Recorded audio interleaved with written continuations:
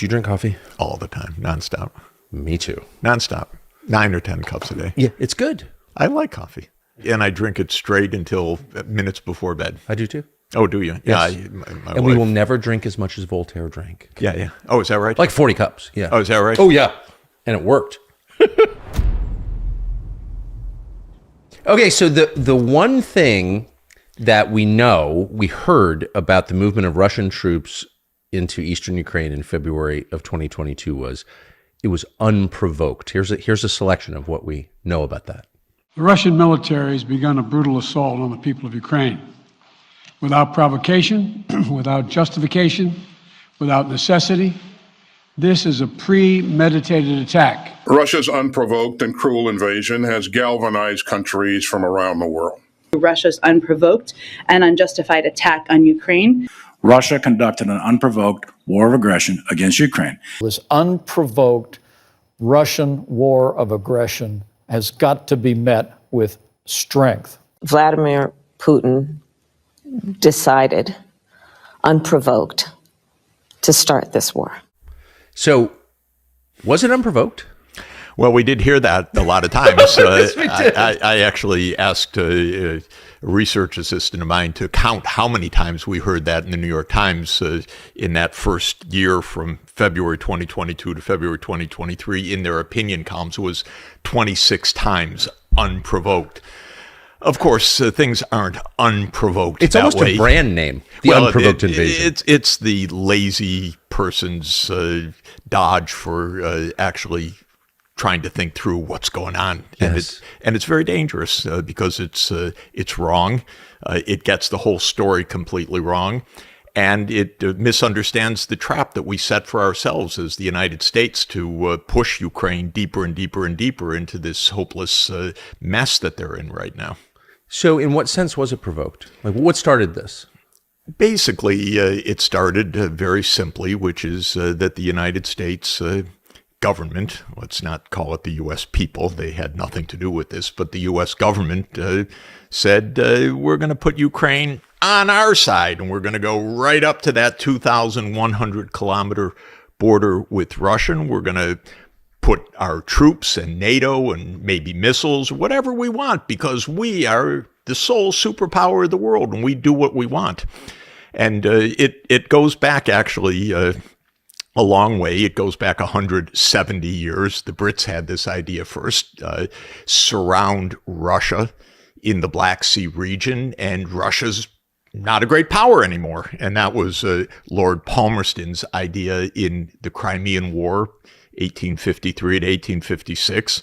And the Brits taught us what we know about empire. And they basically taught us the idea, Russia, it needs an outlet. It needs an outlet to the Middle East. It needs an outlet to the Mediterranean. You surround Russia in the Black Sea. You have rendered Russia a second or third rate country. And Zbig Brzezinski, one of our lead geostrategists of the current era, wrote in 1997, let's do this. Let's make sure that we basically surround Russia in the Black Sea region. They got this idea that we'll expand NATO so that every country in the Black Sea around Russia is a NATO country. Right now, back then, Turkey was a NATO country. But we said, okay, we'll get Romania and Bulgaria, and we'll get Ukraine, and we'll get Georgia. Now, Georgia, not our Georgia, Atlanta, Georgia, Georgia of the Black Sea. We used to call it Soviet Georgia. Yes, Soviet Georgia, if you want to call it that. Home of Stalin. It's not NATO North Atlantic. It's way out there on the eastern edge of the Black Sea region. People can look at a map. But we said, yeah, we'll make Georgia part of NATO too. And the reason was very clear, and Zbig was very explicit about it, that this is our way to basically dominate Eurasia. If we can dominate the Black Sea region, then Russia's nothing. If we make Russia nothing, then we can basically control Eurasia, meaning all the way from Europe to Central Asia, and through our influence in East Asia, do the same thing. And that's American unipolarity. We run the world. We are the hegemon. We are the sole superpower. We are unchallenged. So that's the idea. But why would you want that? Why would the Brits want that? Why does the U.S. State Department want that? What about Russia, which is not actually much of an expansionist power, is so threatening? Like it's not about Russia. It's about the U.S. It's about Britain before that. I think it's a little bit like that old game of Risk. I don't know if you played that as a kid, but the idea was have your piece on every place in the world. You know, that was the game. And you read the American strategists, whether it's Zbig Brzezinski, although he was very moderate, or the neocons who have run U.S. foreign policy for the last 30 years, the neocons are very explicit. The U.S. must be the unchallenged superpower in every place in the world, in every region. We must dominate. It's quite a load for us American people. What they say is we are going to be the constabulary duty holder. What fancy word for saying we'll be the world's policeman. They say it explicitly. They say that's lots of wars. We have to be ready for all these wars. To my mind, it's a little crazy. But their idea was after the end of the Soviet Union, well, now we run the world. And to come back to Russia, the idea was, well, Russia's weak. It's down. We're the sole superpower. They're on their back or on their knees, whatever it is. And now we can move NATO where we want, and we can surround them. And the Russians said, please don't do that. Don't bring your troops, your weapons, your missiles right up to our border. It's not a good idea. And the U.S., I was around in those years, involved in Russia and in Central Europe. The U.S. was, we don't hear you. We don't hear you. We do what we want. They kept pushing. Inside the U.S. government in the 1990s, when this debate was going, should NATO expand? Some people said, yeah, but we told Gorbachev and we told Yeltsin we weren't going to expand at all. No, come on. The Soviet Union's done. We can do what we want. We're the sole superpower. Clinton bought into that. That was Madeleine Albright's line. NATO enlargement started.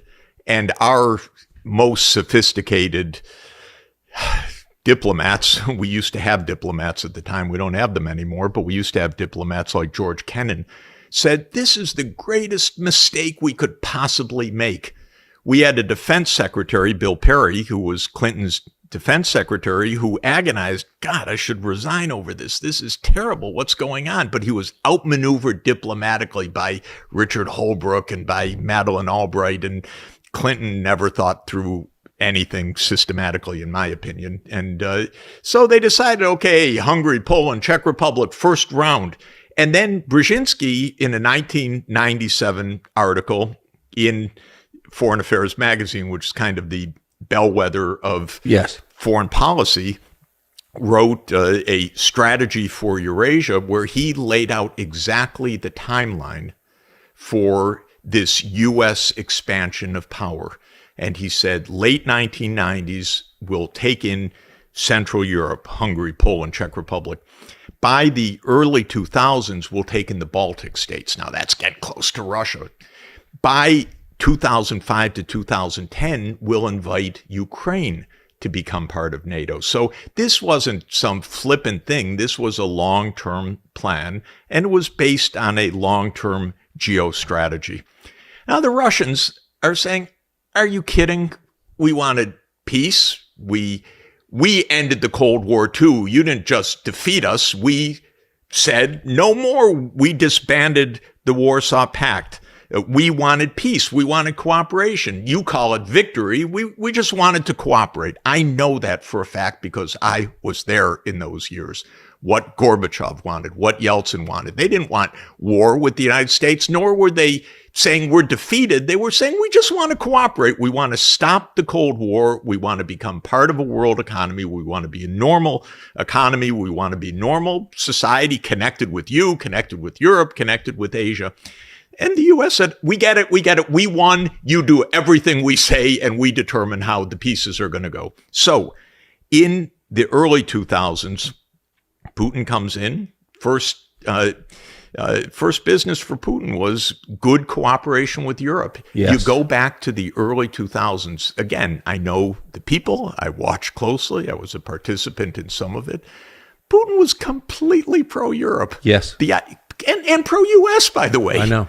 And we don't want to talk about this. We don't want to admit it because we don't want anything other than unprovoked. So everything is phony, what we say. Everything is a lie. But just to say, the U.S. kept doing unilateral things that were really outrageous. In 1999, we bombed Belgrade for 78 days. Bad move. Absolutely. We bombed a capital of Europe for 78 days.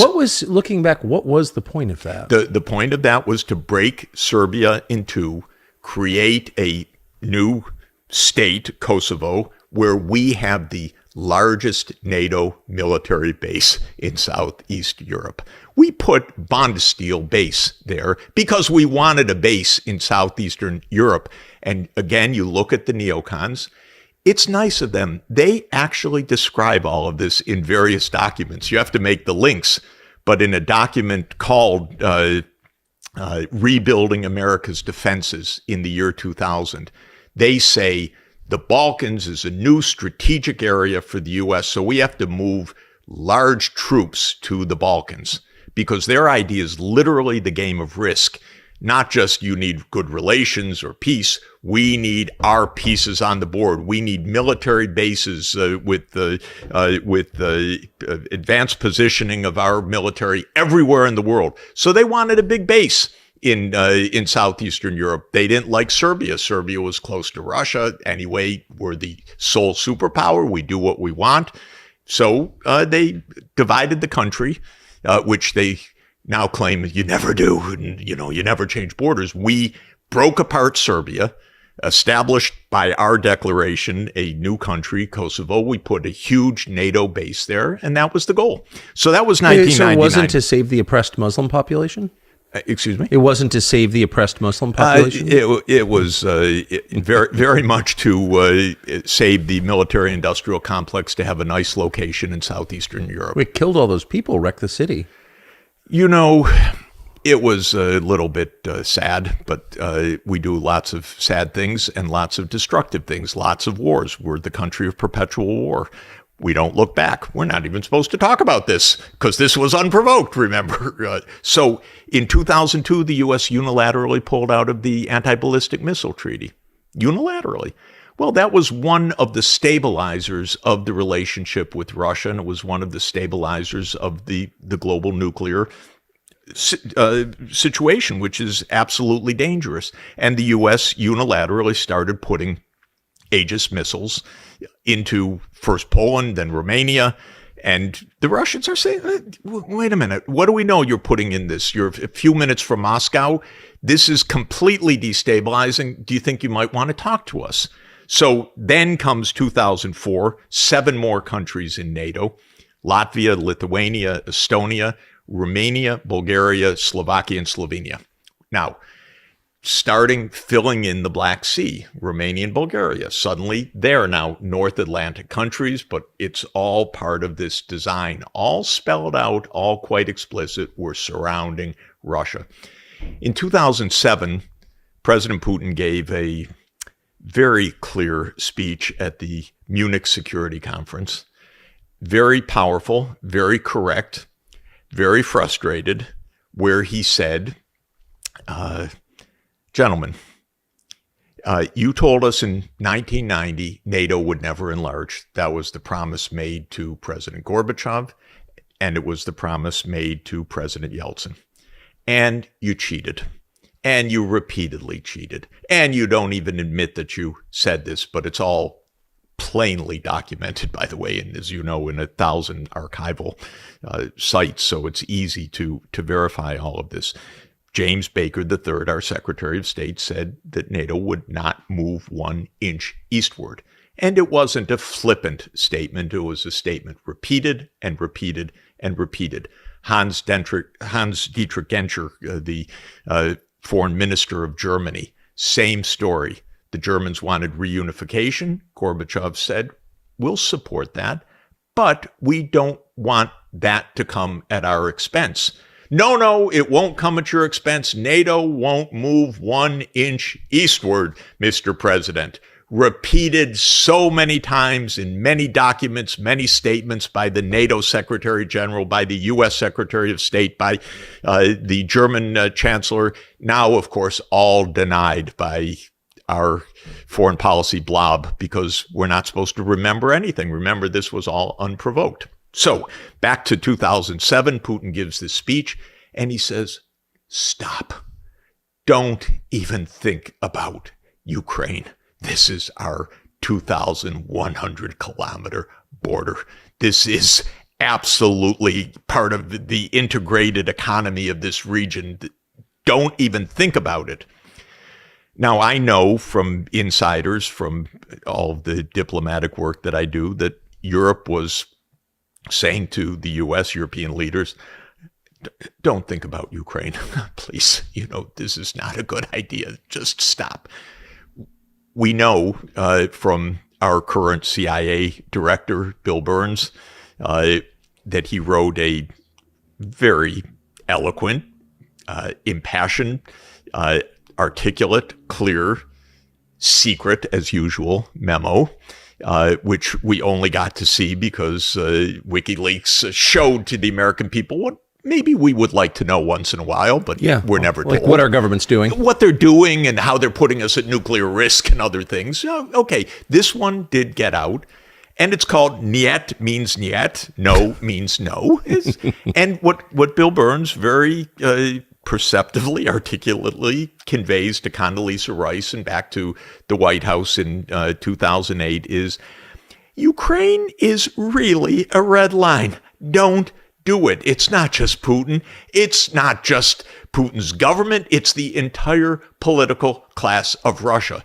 And just to help all of us as we think about it, it is exactly as if Mexico said, we think it would be great to have Chinese military bases on the Rio Grande. We can't see why the U.S. would have any problem with that. Of course, we would go completely insane. And we should. And we should, of course. The whole idea is so absurdly dangerous and reckless that you can't even imagine grown-ups doing this. So what happens is, for what I'm told by European leaders, and by long, detailed discussion, Bush Jr. says to them, no, it's okay. Don't worry. I hear you about Ukraine. And then he goes off for the Christmas holidays and comes back, whether it's Cheney, whether it's Bush, whatever it is, says, NATO's going to enlarge to Ukraine. And the Europeans are shocked, pissed. What are you doing? You may have come to the obvious conclusion that the real debate is not between Republican and Democrat or socialist and capitalist, right and left. The real battle is between people who are lying on purpose and people who are trying to tell you the truth. It's between good and evil. It's between honesty and falsehood. And we hope we are on the former side. That's why we created this network, the Tucker Carlson Network. And we invite you to subscribe to it. You go to tuckercarlson.com/podcast. Our entire archive is there. A lot of behind the scenes footage of what actually happens in this barn when only an iPhone is running. tuckercarlson.com/podcast. You will not regret it. So George. Bush did not make that decision.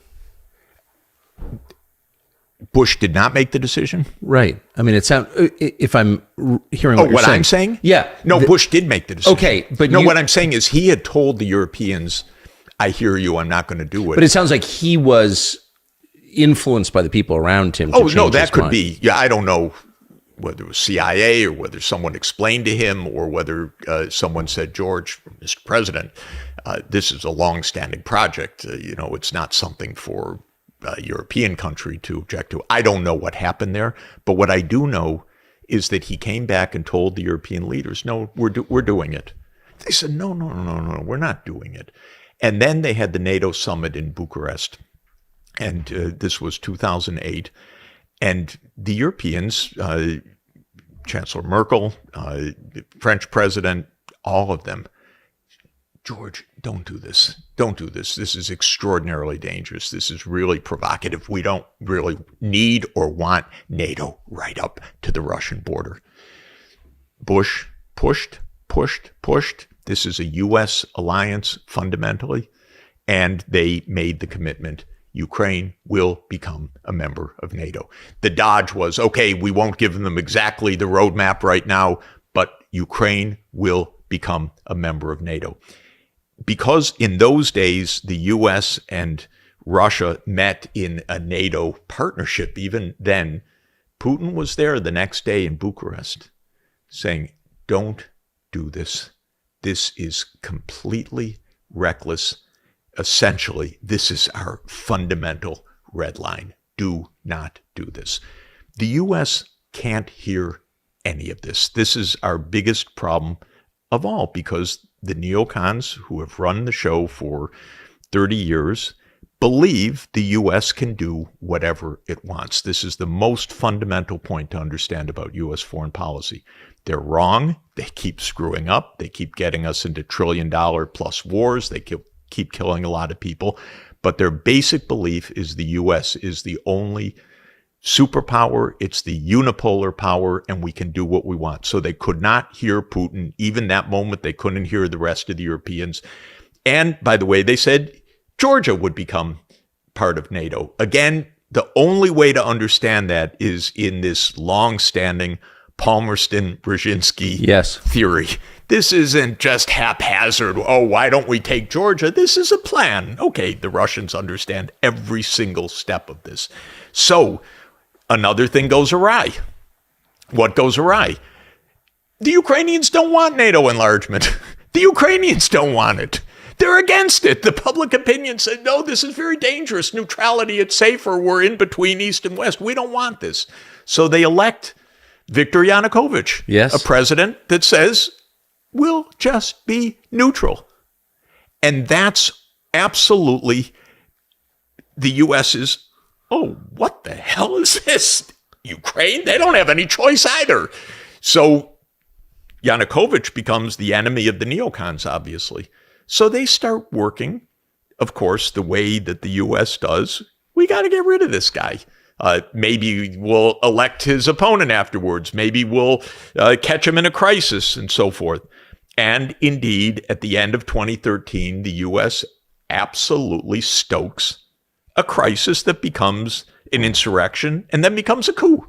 And I know, again, from firsthand experience, the U.S. was profoundly implicated in that. But you can see our senators standing up in the crowd like if Chinese officials came to January 6th and said, yes, go. You know, how would we like it if Chinese leaders came and said, yeah, we're with you 100%. American senators standing up in Kiev saying to the demonstrators, we're with you 100%. Victoria Nuland famously passing around the cookies, but it was much, much more than the cookies, I can tell you. And so the U.S. conspired with a Ukrainian right to overthrow Yanukovych, and there was a violent overthrow in the third week of February of 2014. That's when this war started. This war didn't even start in 2022. It started in 2014. That was the outbreak of the war, was a violent coup that overthrew a Ukrainian president that wanted neutrality. When he was violently overthrown and his security people told him, you're going to get killed. And so he flew to Kharkiv and then flew onward to Russia that day. The U.S. immediately, in a nanosecond, recognized the new government. Oh, this is a coup. This is how the CIA does its regime change operations. So this is when the war starts. Putin's understanding, completely correct in this moment, was I'm not letting NATO take my naval fleet and my naval base in Crimea. Are you kidding? The Russian naval base in the Black Sea, which was the object of the Crimean War, and Yes. in its way is the object of this war, in Sevastopol, has been there since 1783. And now Putin's saying, oh, NATO's going to walk in? Hell no. And so they organize this referendum of this is a Russian region, and there's an overwhelming support. We'll stay with Russia, thank you, not with this new post-coup government. An outbreak breaks out in the eastern provinces, which are the ethnic Russian provinces in the Donbass and Lugansk and Donetsk. And there's a lot of violence. So the war starts in 2014. So saying something's unprovoked in 2022 is a little bizarre for anyone that actually reads a normal newspaper to begin with. But in any event, the war starts then. And within a year, the Russians are saying very wisely, we actually don't want this war. We don't want to own Ukraine. We don't want problems on our border. We would like peace based on respect for the ethnic Russians in the East and political autonomy, because you, the coup government, tried to close down all Russian language, culture, and rights of these people after having made a violent coup. So we don't accept that. So what came out of that was two agreements called the Minsk I and the Minsk II agreement. The Minsk II agreement was backed by the UN Security Council, and it said that we'll make peace based on autonomy of the Donbass region. Now, very interesting. The Russians were not saying that's ours, we want that, all the things that are claimed every day, that Putin just wants to recreate, he thinks he's Peter the Great, he wants to recreate the Russian Empire, he wants to grab territory. Nothing like that. The opposite. We don't want the territory. We actually just want autonomy based on an agreement reached with the Ukrainian government. So what was the U.S. attitude towards that? U.S. government attitude.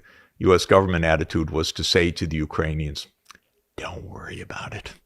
Come on, don't worry about it. You keep your central state. We don't want to see Ukraine weakened at all. We just want a NATO in a unified Ukraine. Don't go for decentralization. We tell them to blow off the very treaty that they've signed. Then we accuse Russia of not having diplomacy, by the way, which is, par for the course. Oh, you can't trust them. We blow off every single agreement. We blow off not moving 1 inch eastward. We blow off the anti-ballistic missile treaty. We have so many NATO-led wars of choice in between. I didn't even mention in Syria, CIA attempt to overthrow Assad, in Libya, and so forth. And we blow off the Minsk agreements. And actually, Angela Merkel explained in a rather shockingly frank interview that she gave last year, when asked why Germany didn't help to enforce the Minsk agreement, because Germany and France were the guarantors of the Minsk agreement under something called the Normandy process, she said, well, we just thought this was to give some time to the Ukrainians to build up their strength. In other words, they were guarantors of something in a phony way, and the U.S. was absolutely lying about this. And I know senior Ukrainians who were in government and who were around the government who said to me, Jeff, we're not going to do that. Anyway, that was at gunpoint. We don't have to agree with that. So all that diplomacy was blown off. The war continued. The U.S. pumped in arms, built up armaments, was building up what would be the biggest army of Europe, actually, a huge army that Russia was watching. What are you doing? You're not honoring Minsk. You're building up this huge Ukrainian army. Paid for by NATO. Paid for by the United States, basically, yes. And in 2021, Putin met with Biden. And then after the meeting, he put on the table a draft Russia-U.S. security agreement. He put it on the table on December 15th, 2021. It's worth reading. very plausible document. I don't agree with some of it. It's a negotiable document, something you would negotiate. I thought the core of it was stop the NATO enlargement. And I called the White House myself at that point and said, don't have a war over this. Who'd you talk to? I talked to Jake Sullivan, and I said, don't have a war over this. We don't need NATO enlargement for U.S. security. In fact, it's counter to U.S. security. The U.S. should not be right up against the Russian border. That's how we trip ourselves into World War III. No, Jeff, don't worry. No war. There's not going to be a war. Don't worry. We've got a diplomatic approach. I said, Jake, this is a basis for diplomacy. Negotiate. Well, the formal response of the United States is that issues about NATO are non-negotiable. They're only between NATO countries and NATO candidates. No third party has any stake or interest or say in this. Russia, it's completely irrelevant. Again, to use the analogy, if Mexico and China want to put Chinese military bases on the Rio Grande, the United States has no right to interfere in and that no interest in it. And no interest in it, and no bilateral. And this was the formal U.S. response in January 2022. So unprovoked, not exactly. So can I 30 years of provocation where we could not take peace for an answer one moment. All we could take is we'll do whatever we want, wherever we want, and no one has any say in this at all. So can I just go back 12, I guess 22 years? Putin told me, and I checked, I think it's true, that he, in Clinton's final days, asked Clinton if Russia could join NATO, which seems almost by definition like a victory. Yeah. NATO exists as a bulwark against Russia. If Russia wants to join the alliance, then you've won, right? Why would the U.S. government have turned that offer down? And do you think that is real? Russia, and actually Europe, used to want, before Europe was completely a kind of vassal province of the United States government, wanted what they call collective security, which was we want security arrangements in which one country's security doesn't ruin the security of another country. And there were two paths to that. There were basically three paths, let's say. One path was what they call the OSCE, the Organization of Security and Cooperation in Europe. Really a good idea. It's Western Europe, Central Europe, Eastern Europe, and former Soviet Union. And the idea was, let's bring us all together under one kind of charter and we'll work out a collective security arrangement. I liked it. I mean, this is what Gorbachev was saying. We don't want war with you. We don't want conflict with you. We want collective security. Second arrangement that actually makes a lot of sense, but people say, is this guy out of his mind? But it actually makes a lot of sense. Gorbachev disbanded the Warsaw Pact. We should have disbanded NATO. Said NATO was there to defend against a Soviet invasion. There's not going to be any Soviet invasion. In fact, after December 1991, there's not even a Soviet Union. We don't need NATO. Why is there NATO? NATO was established to defend against the Soviet Union. Right. So why did it continue after Gorbachev and Yeltsin? The neocons, thankfully, thank you, read the document. It's all explicit. This is our way of keeping our hegemony in Europe. In other words, this is our way of keeping our say in Europe, not protecting Europe, not even protecting us. This is hegemony. We need our pieces on the board. NATO's our pieces on the board. Why would Germany allow foreign troops garrisoned on its soil for 80 years? I don't understand. Why would European countries allow that? Would you want foreign troops in your town? Tucker, when you had your wonderful interview with Putin, he answered everything except once you asked him, what are the Germans seeing in this? And Putin said, I don't get it. And I thought, oh my God, thank you. I don't get it either. Is it just broken by war guilt? Is it masochism? I mean, honestly, no, it's not masochism. It's not war guilt. There are basic mechanisms that I don't understand truly after being around more than 40 years in this and knowing all the leaders, and I know Schultz and I know others. I don't understand it, but when the U.S. has a military base in your country, it really pulls a lot of the political strings in your country. It really influences the political parties. Of It course. really pays. I know I'm naive. In other words, the Germans are not, they're not free actors in this. That's the point. If men with guns showed up in your apartment in New York and just camped out there, you probably wouldn't really be the head of your household anymore, would you? It's probably true. But, your question of why would the Germans want this? It's the same question of after the U.S. blew up the Nord Stream pipeline, why wouldn't the Germans have said before or after, why did you do that? This is our economy you just blew up. But they don't. And so they're so subservient to the U.S. interests.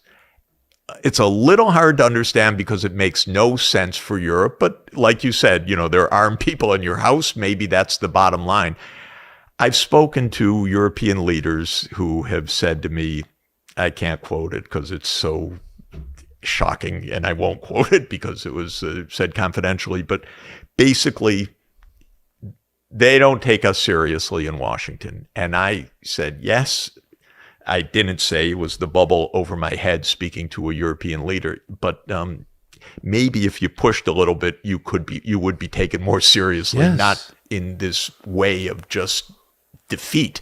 But it was said to me in such a sad way. I just felt, oh God, don't tell me that. You're a leader in Europe. But we're occupying their country with soldiers and guns. How could we take them seriously? They're a bitch. I mean, honestly. No, I don't know. It's really sad, and it's doing a lot of damage to.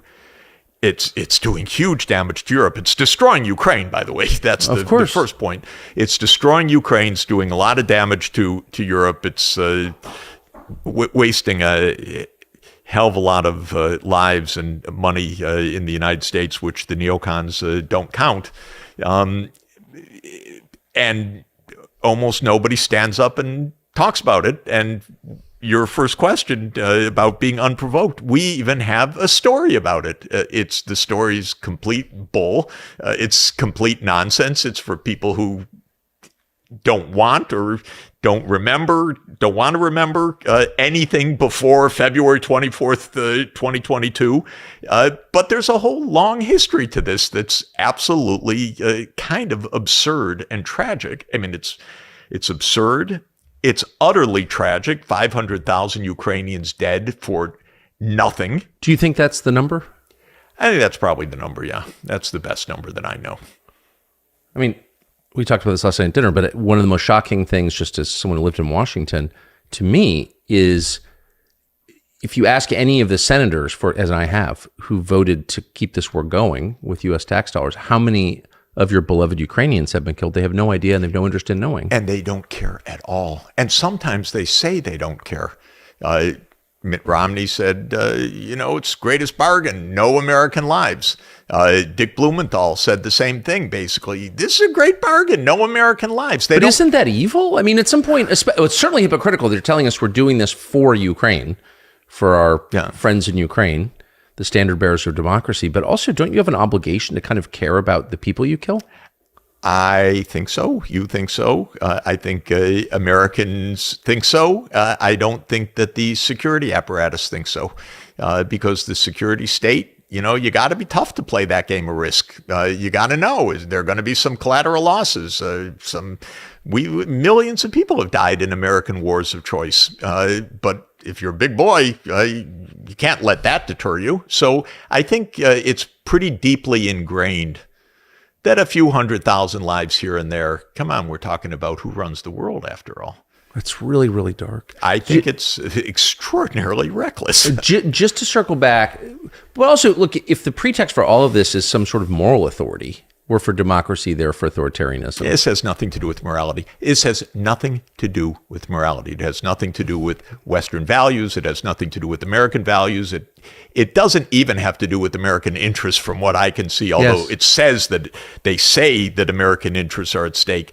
Well, we've spent maybe $7 trillion on these reckless perpetual wars since 2001. Is that really? We've added to the debt. The debt's gone from about 30% of national income to more than 100% of national income. We've had these disastrous wars. Is this America's interest? No. I mean, No. Maybe we could have actually rebuilt a bridge or a road along the way, or No, it destroyed our country. Even had a mile of fast rail in our country or something. But no, we had to spend trillions and trillions on wars. So to my mind, it's all completely perverse. But what I find amazing is that once in a while, you have to look, but once in a while, you'll actually find the truth expressed in such a vulgar way. No, they don't count the Ukrainian lives. They literally say no American lives. We're not even so sure about that, by the way, but No, Americans have died. Yeah, it's not a large number, but it's some, but they don't tell us the truth about that either. So just to circle back to the provocation, I watched as a complete non-expert the administration send the vice president to the Munich Security Conference in February of 2022 when it was clear that things were getting really hot, and watched Kamala Harris say to Zelensky on camera, "We want you to join NATO," when everybody, even me, a talk show host, knew that that was the red line for Putin. So the only conclusion I could reach was they want him to move across the border into Ukraine. They want a war. What is your take? Tucker, just to say, until this moment, every senior official in the U.S. or the Secretary General of NATO, Jens Stoltenberg, says Ukraine will join NATO. And one thing everyone that's listening should understand, Ukraine will never join NATO short of a nuclear war. So, because Russia will never allow it, period. So every time we say it, all we mean is the war continues and more Ukrainians are destroyed. And we're willing to risk nuclear conflict. And some people definitely are, because they're idiots. Really, because my resentment gets very high when we reach that level. But we hear talk about nuclear war these days. We hear we're not going to be blackmailed by this nuclear threat and so forth. Well, God damn it, you better be worried. We're talking about a counterpart that has 6,000 nuclear warheads. We have 6,000 nuclear warheads. We have a lot of crazy people in our government. I know it. I'm adult enough to know, over 44 years of professional life, that there are a lot of intemperate people in our country. We have a lot of allies that say, oh, we can do this. We have a president of Latvia tweeting or Xing or whatever the verb is these days, Russia delenda est.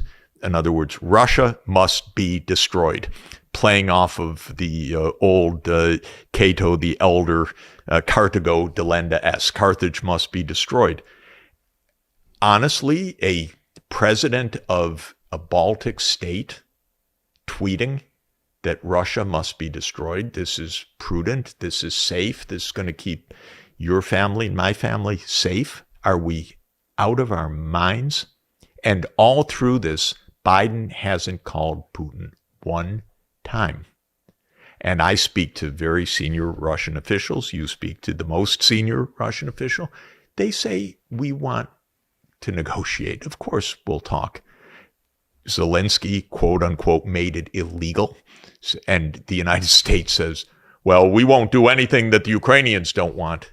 This is insane, by the way, as if this is really between Ukraine and Russia. This is about the United States and Russia. This, everybody should understand. This isn't even about Ukraine and Russia. This is about the U.S. being in Ukraine and Russia. So the ones that need to talk are Biden and Putin, period. And I keep saying, if I may say it again just now, I keep saying to Biden, if you want to use my Zoom account, please use it. I'll lend you my phone. You make the call. Start negotiations. I don't like my family being at risk of nuclear war. Why won't they? Because they believed up until now, I think they can't quite believe it now, they believed up until now that they would get their way through bluff or superiority of force or superiority of finance. They gambled because they were gambling with someone else's lives, someone else's country, and someone else's money, our money, taxpayer money. But they were gambling not with their own stakes, but they were gambling. They're not very clever. They gambled wrong all along.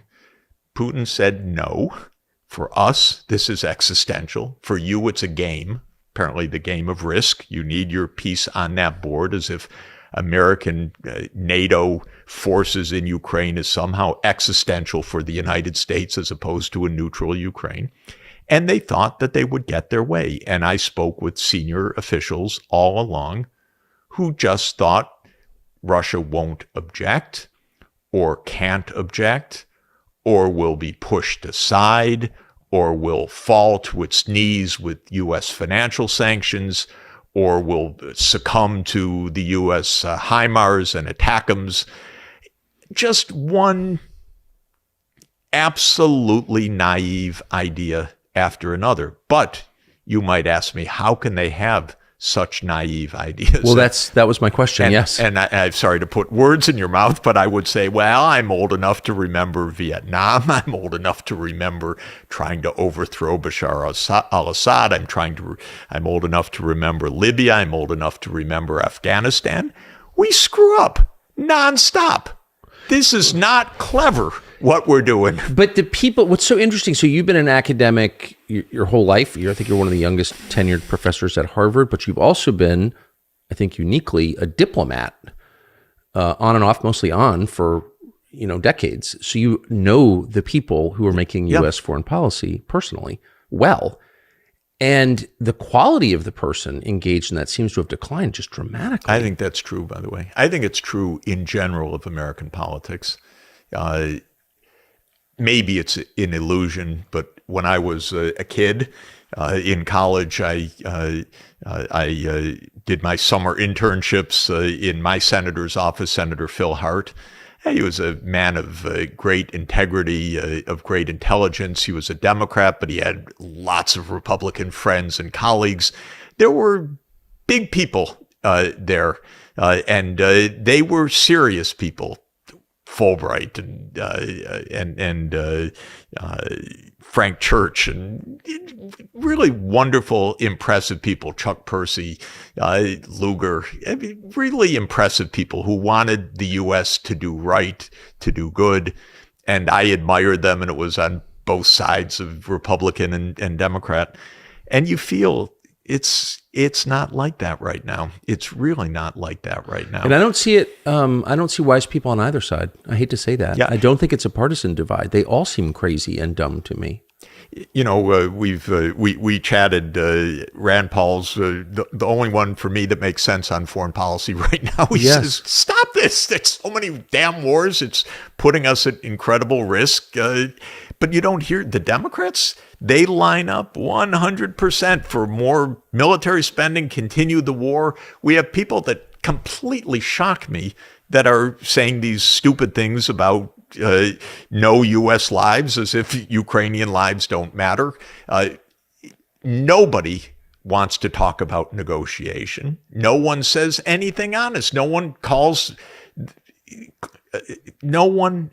even wants the truth out of the White House or the executive branch, which is another role of Congress, which is don't take us for a ride. We're an independent, separate, equal part of government. And it used to be that Congress kind of resented when the executive branch lied to it. Yes.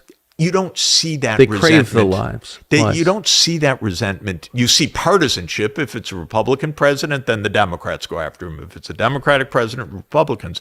But nobody from one's own party even tells their president, stop bullshitting us. Yes. And that's very serious. Well, and these are not small lies. So the two of the biggest lies are that Ukraine can win, whatever that means, never defined. push Russia back to its January 2022 border, and 2, that Ukraine will join NATO. And neither one of those things is true. They're not only not true, if you are able to watch you or someone outside the mainstream, it becomes obvious that these aren't true. But if you follow Admiral Kirby in the White House every day, He's a liar. lying with a smirk on his face, which I can't stand because he can't even control his smirk because he tells us, I'm lying, as he's talking. It's unreal. But if you read the New York Times, which is sad and pathetic, you won't know. But if you actually listen to any independent outlets, which I do because I'm traveling in the world most of the time, actually, not in the U.S., you know that these things are obvious. Someone asked me a couple days ago, Ukraine's it's getting blasted on the battlefield now. Some days are 1,500 dead, typical 1,000 dead. Russia has, air superiority, artillery superiority, missile superiority, everything. And the Ukrainians are getting blasted. And now the U.S. press is reporting, the Ukrainians are, falling back, and the tone has suddenly changed. So someone asked me a couple days ago, why did this sudden change on the battlefield occur? And I said, excuse me? He said, yeah, why did this sudden change? I said, there's no sudden change. This whole trend has been obvious for more than 2 years. We're in a war of attrition, and the bigger party is blasting the hell out of the smaller Much bigger one. party. Much bigger exactly. party. But you wouldn't know it by any of our narrative, official, congressional, or our kind of mainstream media, because they don't tell the truth until, but even after it's staring you in the face, then maybe they'll say something that's a little bit true. That just feels like North Korea to me, or what you imagine North Korea is, this news vacuum where everybody is under these huge misimpressions. Like nobody has any reference point in the truth at all. People don't even know they're being lied to. You travel constantly. Is this the most sort of cut off country from an information perspective in the world? When I'll give an example. When the U.S. put on sanctions on Russia in March 2022, just after the beginning of this latest phase of the war that started in 2014, I know senior U.S. financial officials, and we've got them. This is going to crush them. I said, I don't think so. I was in Latin America last week. They're not going to do this. I was in India the week before that. It's not going to go like that. So what happened was the only ones that applied the sanctions are Europe, the United States, and a few allies in East Asia, Japan, Korea, Australia, New Zealand, Singapore. The rest of the world said, we're not part of that. We don't sign up to this. We don't like this. We don't agree with the NATO enlargement. We don't like this narrative. And the sanctions proved to be, pretty useless compared to what this grandiosity of the U.S. strategists thought. So it comes to this question, what does the rest of the world think? The rest of the world doesn't think much of the United States, what it's doing. It seems to them is a bizarre country. Why are you pushing NATO enlargement? Why are you bringing us into your war? We don't really want this. Interestingly, most of the rest of the world is not against the United States, by the way. They said, just don't make us choose all these things. This isn't our battle, and we don't even like what you're doing. Just make peace, calm things down. And we don't want bad relations, so it's not as if the world's antagonistic. But Washington does not get this at all. I probably speak to I speak to a lot of world leaders in developing countries all the time. It's my job as a development economist. So I'm talking to world leaders, foreign ministers, heads of state, and so on. And I know their understanding and position very clearly. I don't know whether the White House or Blinken or anyone else in the administration understands even these basic points. But it was obvious to me. Do you know obvious Blinken? to me. A little bit, not well. It seems from the outside, it seems like Blinken is a driving force. I doubt it. Who do you think is? I think this is a big, deep project of the security apparatus that goes back 30 years. I think the CIA continues to be a driving force. I don't know. National Security Council's obviously a driving force. The Pentagon's obviously a driving force. The Armed Services Committees. It's not one individual, but it's a project that is long dated and it doesn't turn. And we don't have a president that's very flexible of mind. We don't have a president that is, on top of any of this, it seems to me. Not a nimble president. Yeah, not nimble, not effective, not necessarily in charge, not necessarily making decisions. I don't really know. But what I do know is that it's not improv. It's a rudder that's stuck, I would say. In other words, they can't do something different. And what is improv is that the last thing they tried didn't work. So now they need to quickly improvise something else as the rudder is stuck so we continue on the same destructive path. And it's not working. So, oh my God, we've got to do something else. That's the improv part. But what is not changing is goals, direction, strategy, or this most basic point, which for me is a kind of, it sounds so simple-minded, but I actually, from a lifetime of experience, really believe in it. We don't talk to the other side. We also seem to be huffing our own gas a bit, believing our own lies. We believe that we need to lie because maybe if your rudder's stuck and you're the skipper, you have to say, full speed ahead. In other words, if you can't move the rudder, you have to give some self-justification for why we continue towards disaster. So, for example, since you are an economist, the economic effects of kicking Russia out of SWIFT, et cetera, right, of these very serious sanctions imposed against Russia 2.5 years ago, big picture, it seems like that's a country with an economy based on natural resources and manufacturing. Ours is largely an economy based on finance, lending money and interest, and real estate. Right. Which is more durable? Which is more real? That's my perspective. What's your sense of it? I think the basic point on the sanctions is if you have oil, if you don't sell it to Europe, you can sell it to Asia. Well, yeah. And it wasn't so hard, and they figured that out. Even I know that, though. They figured out how to get those tankers in. They figured out how to get insurance cover, and they figured out how to do it. And they're making a lot of money, and the sanctions didn't have any effect. And what they also didn't understand, and I think it's also important for people to understand, in all of this neocon strategizing, they had this glimmer of insight, and actually Zbig Brzezinski was very good on it. He said, by all means, the one thing never to do is to drive Russia and China together. Well, exactly. And he said very explicitly, and he says in 1997 in his book, The Grand Chessboard, I think it's called, he says, but this is so unlikely. This would be so crazy to do. And this is exactly what these dunderheads have done. Who are the neocons? How would you describe them? What is a neocon? A neocon is a group of true believers starting that really rose to force in the last years of Bush Sr.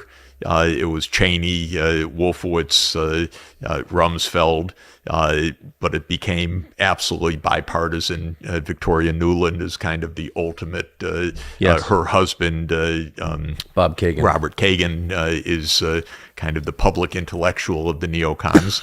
I mean, he is. I know Bob well. Yes. He's an idiot. Yeah, well, he's your public intellectual. He's the guy that writes the tomes that but he's say, a child. I think that this has been just about the most disastrous foreign policy imaginable. How can you go from peace in 1991 when you have a chance for creating a peaceful, cooperative world that could actually be prosperous and do good things together, to this mess that we're in.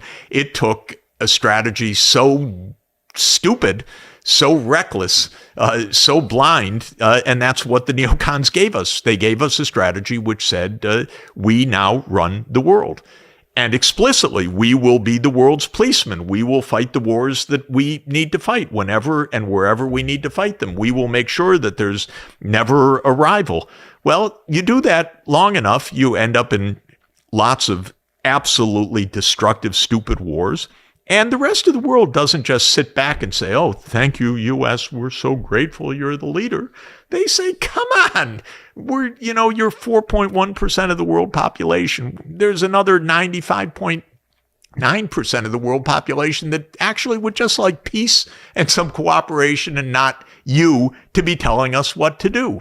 So this strategy was explicit, clear, adopted in the last years of basically in 1991-92, after the Soviet Union was dissolved in December 1991. Clinton is just not serious, consequent, or experienced enough. He wasn't a rigid neocon, but Madeleine Albright was a true believer, and Clinton drifted in that direction. And that's also partly something to understand, which is when you have the biggest military machine in the world, when you are so powerful, the war machine is always revving. There's always some case for war. The neocons basically said, yeah, we're the policemen, we're the constabulary. This is our duty. And said you have to be in each of these conflicts because U.S. reputation also depends on this. So they invited regional wars and everywhere and all the time, and believed, of course, we could clean out governments we didn't want, regime change by war, by covert operations, and so on. And it became not a little movement; it became the dominant drive. So Clinton kind of drifted. His administration was divided between Madeleine Albright and Holbrooke on one side and William Perry on the other side, but he went with Albright. By the end of Clinton's term was NATO enlargement, bombing of Belgrade, and we were kind of off to the races. Then came Bush Jr., 9/11, global war on terror, but basically 9/11 as the opportunity to implement the project for the new American century, which is the document that defines the neocon agenda.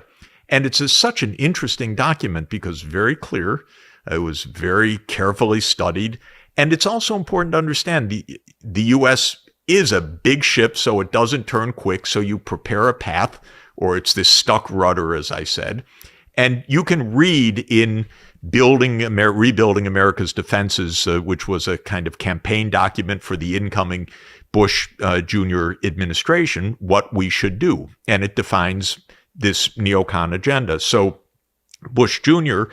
introduced all of these things, the unilateral withdrawal from ABM, the war in Iraq, the expansion of NATO to 7 more countries, the commitment to expand NATO to Ukraine and Georgia. Then comes Obama. You don't think of him as a neocon especially, but who becomes the point person for Eastern Europe and Ukraine, Victoria Nuland. So interesting. Victoria Nuland was the Deputy National Security Advisor of Cheney. I remember very well. Yes. So she was Cheney's advisor. Then she was George W.'s ambassador to NATO during the commitment to enlargement. And if Obama weren't a neocon, you would say, well, that's not someone I'm going to hire. But all of a sudden she lands as Hillary's as Hillary's assistant. Now, Hillary's absolutely neocon to the core. And there's Victoria Nuland, and she goes from being Hillary's assistant to becoming Assistant Secretary of State for European Affairs and becomes the point person in the overthrow of Yanukovych at the end of 2013 and early 2014. And Obama is not, he's also very inexperienced in obviously no experience at all in foreign policy, but he wasn't by nature a neocon, but the system keeps you moving unless you're a president that knows how to keep a foot on the brakes. And we haven't had many presidents like that. Eisenhower was one who knew how to put his foot on the brakes because he really understood this system. John Kennedy learned it, but only after the Bay of Pigs, and probably was killed by our government for trying to keep his foot on the brakes. And there have not been many other occasions when presidents kept their foot on the brakes. So in 2011, Obama does the absolute neocon play of saying, almost out of the blue, by the way, why don't we overthrow Bashar al-Assad, Syria's president? Well, that's a little damn weird, but suddenly you start hearing Assad must go. I was on Morning Joe when that statement by Hillary was made, and Joe Scarborough looked at me and said, "Jeff, what do you think?" And I said, well, how are they going to do that? That sounds like another pretty stupid idea. And it turned out that was 2011. We've had 13 years of war in Syria, hundreds of thousands dead. Destroyed the country. Of course, destroyed the country. And who's president? Bashar al-Assad. And interestingly, I can tell you, oh, God. Yeah, I can tell you. In 2012, the U.S., there were protests, there were things that were going on in Syria, but the president said, okay, we'll send in the CIA to overthrow the government in Syria. And if anyone is wondering, we do this dozens of times, so don't have any illusion that this is unusual. It is the job, the terms of reference of the CIA to overthrow governments in other countries. I don't approve. I think it leads to war, destruction. It hasn't passed Putin's notice that that's the job of the CIA, so it's another reason he doesn't exactly want the U.S. on his border and so forth. Okay, so we start arming the jihadists, crazy things in Syria. Yeah, I can say it. I'm just thinking because... and the U.S. says Assad must go. So the UN starts a diplomatic process to try to find peace, which is the job of the UN. It's not to implement U.S. regime change. It's to try to find peace. So the UN succeeds in getting all of the parties to agree to a peace agreement, except one, the U.S. So the idea that you couldn't find peace, you couldn't find all these different factions in Syria.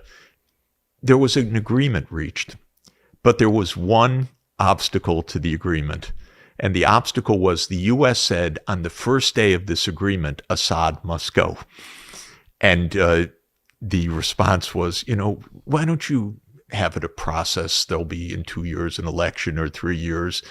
Don't overthrow the government the first day. We have all this in place. And Obama, well, I don't know if it's Obama, probably Hillary, but whatever, said no.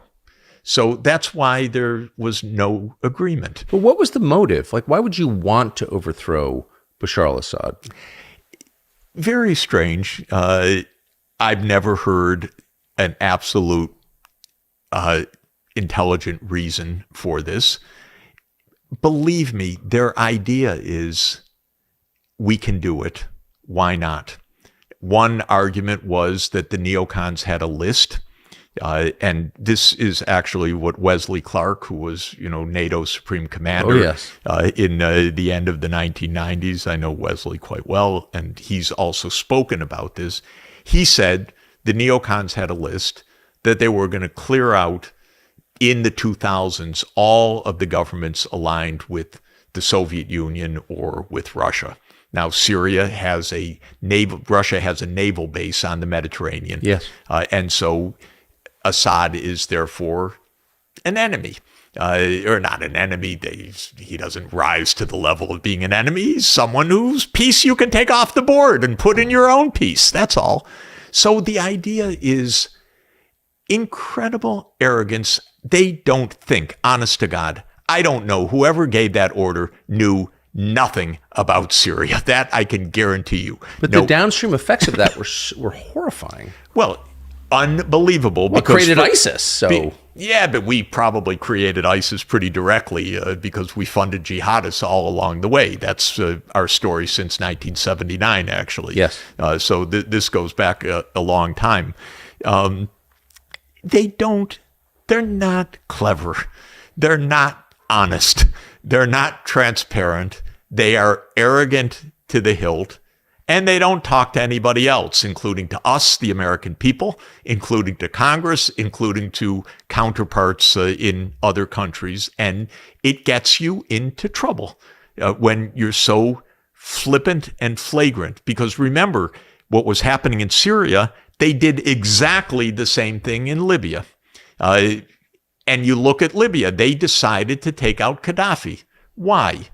No one really knows. He was cooperating with us at that point. No one knows because some people say Sarkozy knew that Gaddafi had contributed to Sarkozy's campaign, that it was a personal vendetta. There are 100 theories. The fact that there are 100 theories shows that the whole thing was bullshit, to use a technical diplomatic term. You cannot even know right now why. What you know is that they misused a UN Security Council resolution to protect the people of Benghazi to launch a months-long NATO aerial bombardment of Libya until they brought down the government, unleashed war in Africa for the next 13 years until today, which is still roiling all of the countries of the region. They do these things because they can, because it doesn't count. Maybe another theory, which is maybe true. What difference? It's money. It's a business. We're running a business. We're trying weapons. We're doing this. Maybe it's all a success from somebody's point of view that you have all these wars going with this big military machine. I don't know. That is a theory which is not completely dismissible, because what you can't do, Tucker, is look and say, my God, we had a geopolitical reason to do this. This was really part of American security. We really needed to overthrow Assad. We really needed to take out Gaddafi, because if we didn't do that, something else would happen. You cannot even concoct a crazy narrative ex post that explains that. So these are not deeply explicable facts. But the pattern is recognizable immediately. Here you have a country with unchallenged power starting wars for not any obvious reason all over the world. When was the last time an empire did that? The British. That was the last time. I think we learned everything from the British. They were nonstop wars, skirmishes. When you're an empire, and if anyone still plays Risk, I don't know. I played it 60 years ago, I have to admit, so I'm not sure if people still play the game. But Risk, you're trying to get your piece on every part of the board. When you have your piece someplace on the board, if the neighboring spots are not yours, you better have wars with them or they're going to take you out. And so every place becomes an object for war because it becomes next door to wherever you have your bases, your concern, and so on. So we have military bases in, I would say, 80 countries probably. something like that. Of course, the count is not public, so people put together their own lists. We have about 750 military bases around the world. Each of those places has a neighborhood. Each of those places has the next door, which, we don't have a base there. We better have a base there. And so that's the logic, which is if you're at the outer end of this, well, you better continue, because otherwise your outer limit is what we don't learn. Actually, it's another analogy which I found to be useful. The Romans, by around 110 AD, with Hadrian, said, and Trajan, okay, we've reached a good limit. Yeah. And they stopped trying to expand. Yep, they built a wall. Right. They kind of left it there. Exactly. And they said there was a war that I find analogous to Ukraine. They had a war in Germania, so-called, east of the Rhine, in what is now Germany, in 9 AD. Which was a war of expansion by Augustus to tame the German tribes. And they lost that war. It's the War of the Teutoburg Forest, and they lost that war in 9 AD. They basically decided after that, not entirely, they didn't say, well, this is the end of the Roman Empire. They said, okay, we'll just leave Germania. Yeah, there are limits to our power. Right, there are limits, and that's fine. Why don't we behave like that? We're not threatened by Russia. We are not threatened by Russia. And Ukraine being neutral is not a threat to U.S. security. It builds U.S. security, period. That's what I said to Jake Sullivan. It's not even a concession, Jake. It's a benefit for us. Leave some space between you and them. That's what we want, some space so we don't have an accidental tripwire. That's the real logic of this world. Give a little space. Yes. We don't have to be everywhere. We're not playing Risk. We're trying to run our lives. We're trying to keep our children safe. We're not trying to own every part of the world. So, speaking of increasing our risk, I think the unstated but very clear objective of all of this is to kill Putin and replace him and break up Russia. That's my read on it. If you read even this project for a new American century, rebuilding America's defenses, it says maybe Russia will be decentralized into a European Russia, Central Asian Russia, a Siberian Russia, they call it, and a Far East Russia. This is essentially what you're saying. They talk, there's even some commissions in Washington decolonizing Russia.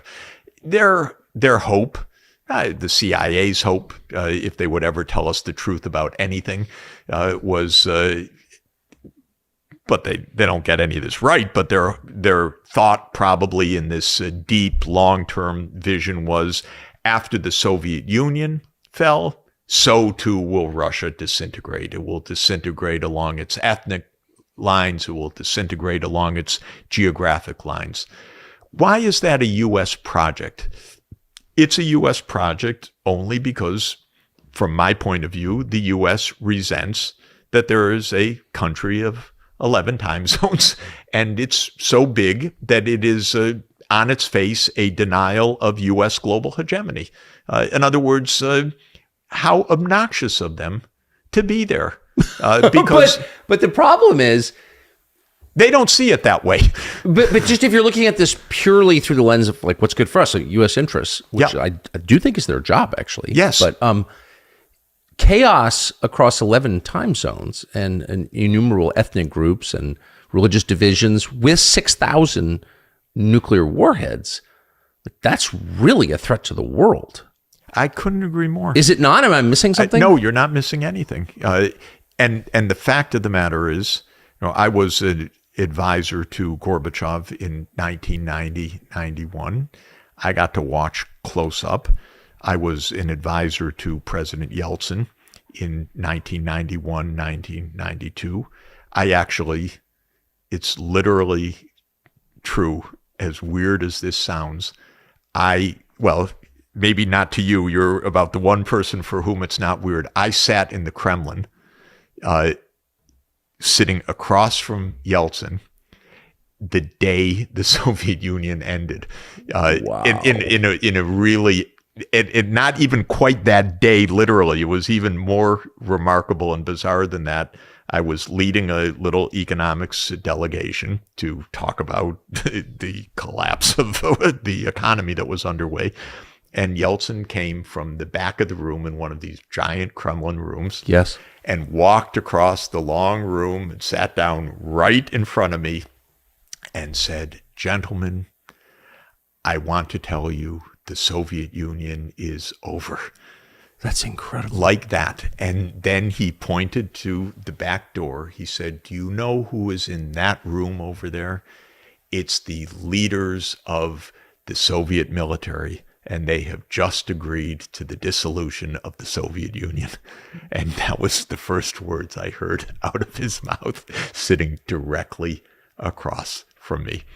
So, what a moment. Yeah, that was, of course, the most unbelievable moment I've had. And you're sitting in the Kremlin, and you hear that suddenly. And then he went on to say, he spoke very beautifully for a few minutes. What does Russia want?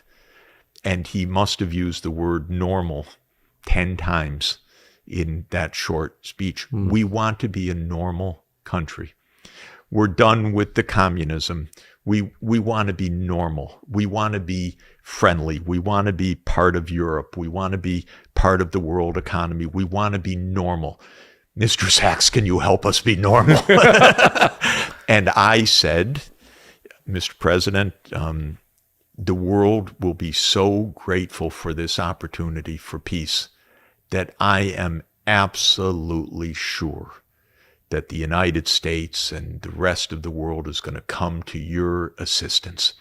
And I said this most remarkably wrong fact because I believed it. I knew that that was America's interest. I believed we would follow our interest. And I had had a very unusual experience, wonderful experience 2 years earlier, when I served as Poland's main outside economic advisor, helping them to develop the plan for becoming a market economy and part of Europe. And in those days, I helped Poland raise many billions of dollars of emergency support to stabilize a very shaky, unstable economy. And in those days, in 1989, everything I recommended was adopted by the United States government almost immediately. I thought, hey, I'm pretty good. I once went in one morning to Senator Dole and I said, Poland needs $1 billion to stabilize its currency. And he said, Mr. Sachs, come back in an hour. And I came back in an hour, and there was Brent Scowcroft and our national security advisor. Senator Dole said, you know who this is, Mr. Sachs. I said, General, it's an honor to meet you. And Scowcroft said, what is it? What's your idea? And I handed him my one page about $1 billion. And he looked and he said, will this work, Mr. Sachs? And I said, I think this is the right way to stabilize the currency. He said, we'll get back to you. And at 5 p.m., as Dole asked me, I called Dole and he said, tell your friends they have their $1 billion within 8 hours, basically. Amazing. Okay, so I said to Yeltsin, this will be great. You're going to get all the support. We're going to go mobilize a financial package for you. We're going to help you stabilize the ruble. We're going to get a stabilization fund for the ruble. We're going to get this and that. And of course, every single thing I recommended that had worked in Poland, they rejected in Washington.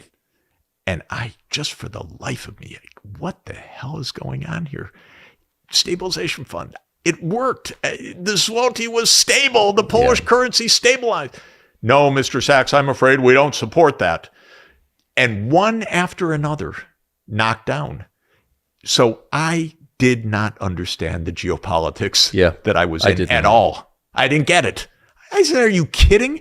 They want normal. They want peace. This is our greatest moment. This is the greatest moment of the second half of the 20th century. The scourge of nuclear war has been lifted. The Cold War is over. Do something. No. So that's it. What do you make of Putin? He's very smart. He has led Russia very effectively. And because he emerged from the KGB, he understands the U.S., the way the U.S. operates, because we became a security state. We became a state where the CIA has absolutely extraordinary influence, and Putin gets that. And so he really understands how we operate. He doesn't like it, but he understands it. And his background, especially because his background comes from the KGB, his counterpart was the CIA. He does not have illusions about the United States. And I wish we were proving him wrong, but we're not. How influential is the CIA in the operations of the U.S. government? Definitely in many, many places, it is the instrument of regime change. Yes. And the U.S. is the only country in the world that relies on regime change as, I would say, the lead diplomatic, let me put it a different way, not diplomatic, as the lead foreign policy instrument. In other words, most countries, virtually any small country, any middle power country, when it doesn't like another country, it either has to deal with it or it comes begging to the United States to take out that country. And we are the country that makes a living by overthrowing other governments. And that's not a good vocation for us. It almost always ends in disaster, in bloodshed, in continued instability. But that's the job of the CIA. It's half the job of the CIA. The CIA is also an intelligence agency. It collects information and makes analysis, and it gives intelligence findings. And I have no problem with that role at all, although I don't want them to spy on us. But I think that making intelligence findings for the U.S. government is necessary. But being a private army or a hidden force that overthrows governments, that stokes unrest, that puts people in power, that runs covert operations, I'm against it. So if a big part of the CIA's job is taking down leaders of foreign countries, how long before it does that here in the United States? I mean, it doesn't seem unlikely that, like, why wouldn't they do that here? Yeah, probably 61 years ago was their first run at this with President Kennedy. I think it's best guess, not sure, but best guess that this was at least maybe rogue CIA or maybe official CIA, right, or maybe compartmentalized CIA operation. It was clearly someone's operation, not Lee Harvey Oswald's. That's pretty obvious. All we know, and all of the evidence points in that direction. It used to be said, why is the United States the only country in the world that's never had a coup? And the answer was, well, we're the only country that doesn't have a U.S. embassy. Well, of course, we've had a coup. I mean, murdering the president is a coup. But we probably had a coup in broad daylight on November 22nd, 1963. And we never quite got over it. And we never looked into it. On the contrary, we covered it up from the beginning. And drip by drip, evidence comes, including the most recent evidence that magic bullet, which was one of the justifications of the absurd account of a lone gunman, was also debunked by the, I think now 88-year-old Secret Service agent who said, I actually put that bullet from the back of Kennedy's seat in the limousine on the stretcher at Parkland Hospital. So there's so many things wrong with the official. I mean, it's preposterous. Almost nobody believes it or should believe it. But it's also interesting for all that we're discussing. Most likely it was a government coup in broad daylight with a tremendous amount of evidence that it was a conspiracy at a high level. And yet it passed for the last 61 years without any official practical note of that fact. Do you think that was the last time the CIA tried to influence domestic politics in this country? Well, I'm sure the CIA influences domestic politics all the time in this country because we know about extensive surveillance operations. But it's interesting, next year will be the 50th anniversary of the Church Committee hearings. Yes. And Frank Church was a very unusual figure from Idaho, a pretty staunch Republican state, and he was a young, gifted patriot whose favorite senator was Bora, a conservative Republican senator. And he was just an upright, very decent person who saw more and more, my God, it's the things we're talking about. Something's not right. People are getting assassinated in other countries. Our government, it doesn't look clean. And one thing after another in a series of events led him to chair the only time a Senate investigative committee actually looked deeply into CIA operations. That was 1975. Fascinating. What made it possible was just a confluence of events. Nixon had resigned. Ford was an unelected president who came from Congress, who didn't want to take on Congress, so he didn't resist Church's investigation, even though his chief of staff, Dick Cheney, was telling him, go after this guy. We got to crush this investigation. But Ford said, no, we can't. And anyway, Supreme Court, and I don't want to get into another huge fight. Hoover had died. J.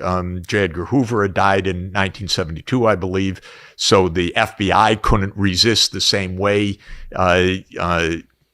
Bill Colby had become CIA director, and he didn't want to inherit all the shit from the past CIA. So there came this one moment when all these pieces enabled actually someone to look into what this organization was doing. And the first thing they discovered was no one had ever looked into any of it before. Nothing. No. Second, they discovered this is an army of the President of the United States. Yes. This is a private army.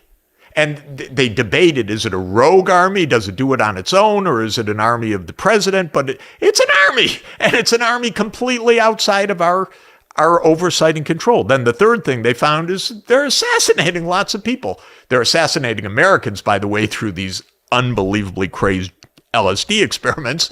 Yes. But they, basically... they weren't the ones to put the bullet through the head of Patrice Lumumba in the Congo, but they tried, and they supported the overthrow of Lumumba, and of course they were trying to kill Castro and many other things. So they found unbelievable things. Now that was 1975. Since then, we're 49 years. There's never been another Church Committee of its kind. It's unbelievable how many things have happened since then. The list, believe me, is very, very long. I've seen some of it so directly, I can't, it's just shocking to me, but just an insight into how our country works, which you know very well. But to me, I find it so weird. I was asked to help Aristide in Haiti. Yes. Okay. Haiti's, so poor, so unstable, so desperate. And Aristide asked me for economic help. That's what I do. That's my expertise. So I flew down to Port-au-Prince, and I had a very good meeting with him. And at the end of the meeting, he said, Mr. Sachs, they're going to take me out. They're going to take me out. And what do you mean? He said, they're going to overthrow me. Okay. Sorry to be so naive as I am. I said, no, we're going to make this work. We're going to make this work. No, they're going to take me out. I said, no, I'm going back to Washington. We're going to help with the Inter-American Development Bank and World Bank and IMF. And, oh, I'm so naive. So, of course, then they decide to take him out. And the way they do it is destabilize the country. So the first thing is close down the IMF, close down the World Bank, close down the Inter-American Development Bank, squeeze. The next thing is you send in some mercenaries who are going to create trouble, come over the border from Dominican Republic. The last thing was rather remarkable, which was the U.S. ambassador showed up at his door literally one day and said, Mr. President, you have to flee. We have a plane waiting for you. Otherwise, your life is in danger. And they led him to a plane with an unmarked tail. And 23 hours later, he was in Central African Republic. So this is what's called a coup in broad daylight. Central African Republic. Absolutely. I thought he went to Joburg. I don't know why. No. He went afterwards, but the landing was Central African Republic, if I remember correctly. So what do I do? What can I do? Well, I called up the New York Times reporter on the beat, and I said, there's been a coup on broad daylight. You got to cover this.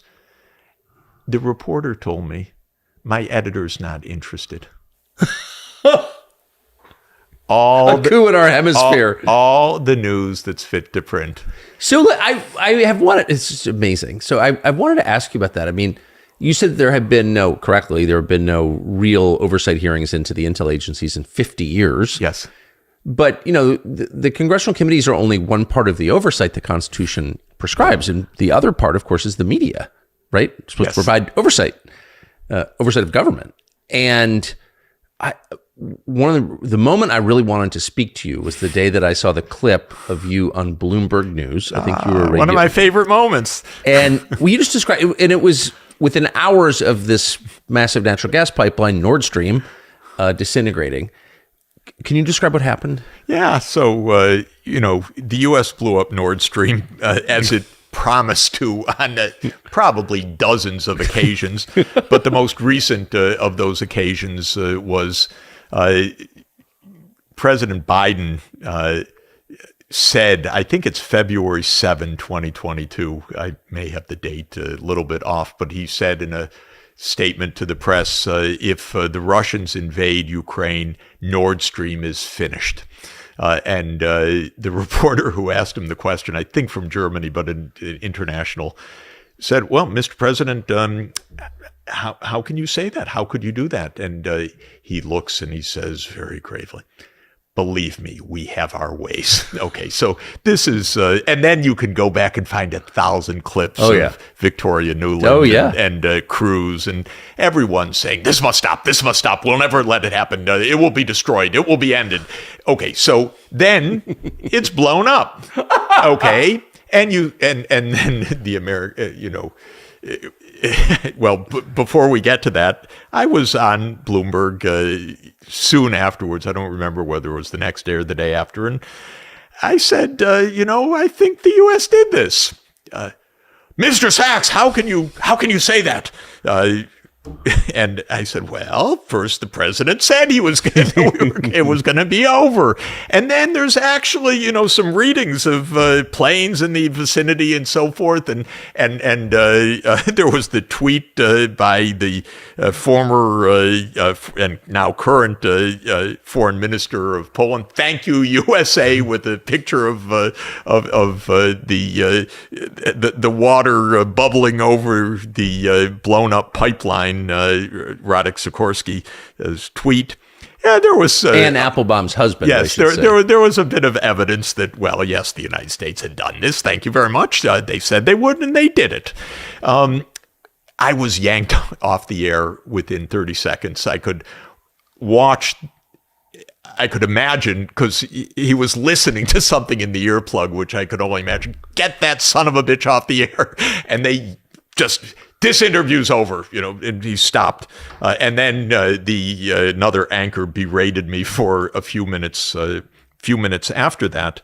And okay, that was the last time I had a word on mainstream media, I have to tell you. Seriously? Yeah. But you've been famous, because I live in this country, I know. You've been famous for decades. Yeah, I was on everything, MSNBC. Like a lot. Yeah, a lot, constantly. But it's so interesting that your sin was saying something true, right, that the media really should be on. I mean, this is the largest act of industrial sabotage in my lifetime. It's the largest It's a big deal. Carbon emission ever. It's a big deal. It's an act of war. It helps to understand what this Ukraine war is all about. It helps us to understand that this is a war between the United States and Russia, fought on many means. It's important to understand it. It also has a deeper economic significance because it's part of a long-standing U.S. idea of not letting Germany and Russia ever get too close together economically. So there's a lot to that story, but the media should be covering that. Look, if you can kill a president in broad daylight and get away with it for 61 years, if you can walk a president of a neighboring country out to an unmarked plane and not have it covered, if you can have a, quote, unprovoked war that you provoked over a 30-year period, you can do lots of things. And this is just one of the things that you could do. And I discovered that some of our press, like the New York Times, which opined after the blow up that it looks like Russia did that, to their own to their own infrastructure. Their reporters, their top reporters know better. They tell me, yeah, Jeff, of course, but they don't cover it because we're living in an environment where the people in power think it's a game, and they think that it's not their job to tell us. They're playing Risk with our lives. They're playing Risk with Ukrainian lives. They don't have to tell us the truth. We don't have to have any serious discussion. We don't have to call anyone for a real hearing or even much less a congressional investigation. We're not living in that kind of world. We're living in a world where it's almost daily that the government says what it wants. Kirby at the White House says it with that damn smirk of his. And pretty much everyone knows it's lies. But why haven't, it's just interesting because you're from a very specific class, well-known academic, economist, diplomat, frequent TV guest. And, there are a bunch of other people in that world, but you were pretty much the only person to say, no, that's a lie, and I'm not going along with it. Why you? Why didn't you do what all of your peers did? I do it because it came as part of my life course, working mostly internationally, talking with leaders abroad. I care about my credibility a lot, which is, I'm not always right, but I try to always be right. Yes. And I have a lot of discussions every day with foreign ministers or with senior diplomats or with heads of state. And for me, I don't hold an office. I don't do anything other than try to have reasonable ideas and speak as truthfully as possible. So it's kind of a career approach, which is I'm trying to be accurate. Right, but there should be a lot of people like you in your world. Yeah. I know for me, I'm not interested, and I would not take a job in the U.S. government, for example. I couldn't anyway, with all the things I've said. I can imagine the congressional hearings. It would be, did you say that about the U.S. government? Did you say that about the U.S. government? But in any event, I'm not looking for a job. I'm not looking for a USAID grant. I'm not looking for a U.S. government grant. So in that sense, also, I'm not exactly, I hope, trapped in that way. I'm just trying to be accurate. And what I'm really, really trying is to help the United States government understand they're operating on dangerous trajectories and with a lot of delusions, and it's very risky for everybody. And I also have a big measure of resentment. I don't like the risks that we're being put under, Tucker. Yes, I agree. I agree with that completely. I don't like it. You got children. This is not a game. I got grandchildren, and I really care about this, and I don't like the games, and I want people to tell the truth. And if we told the truth, we could actually stop the wars today. I don't mean, that sounds crazy. It's not crazy. If we told the truth about Ukraine, if Biden called Putin and said that NATO enlargement we've been trying for 30 years, it's off. We get it. You're right. It's not going to your border. Ukraine should be neutral. That war would stop today. Oh, there'd be lots of pieces to figure out where exactly will the borders be. How will it go? I don't say that there won't be issues, but the fighting would stop today. If the government of Israel either were told or said, there will be a state of Palestine and we will live peacefully side by side, the fighting would stop today. These are basic facts, basic matters of truth that if we actually spoke them, if we actually treated each other like grown-ups, we would resolve what seem to be these, insurmountable crises. They're not at all insurmountable. They just require a measure of truth. How have you been treated by your peers for saying things like, I hear what you just said, and I think it's indisputable.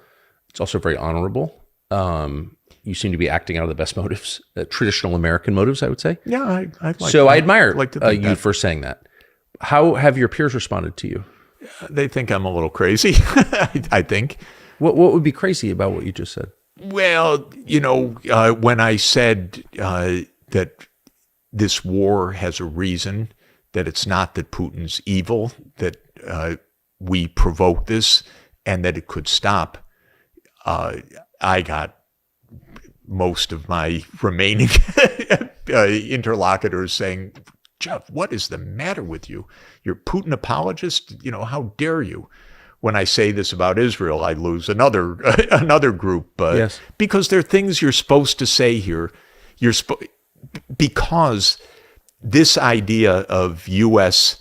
hegemony, this idea of U.S. dominance, it's pretty deep in American academia also. I mean, it's not a shock to tell you, but all of these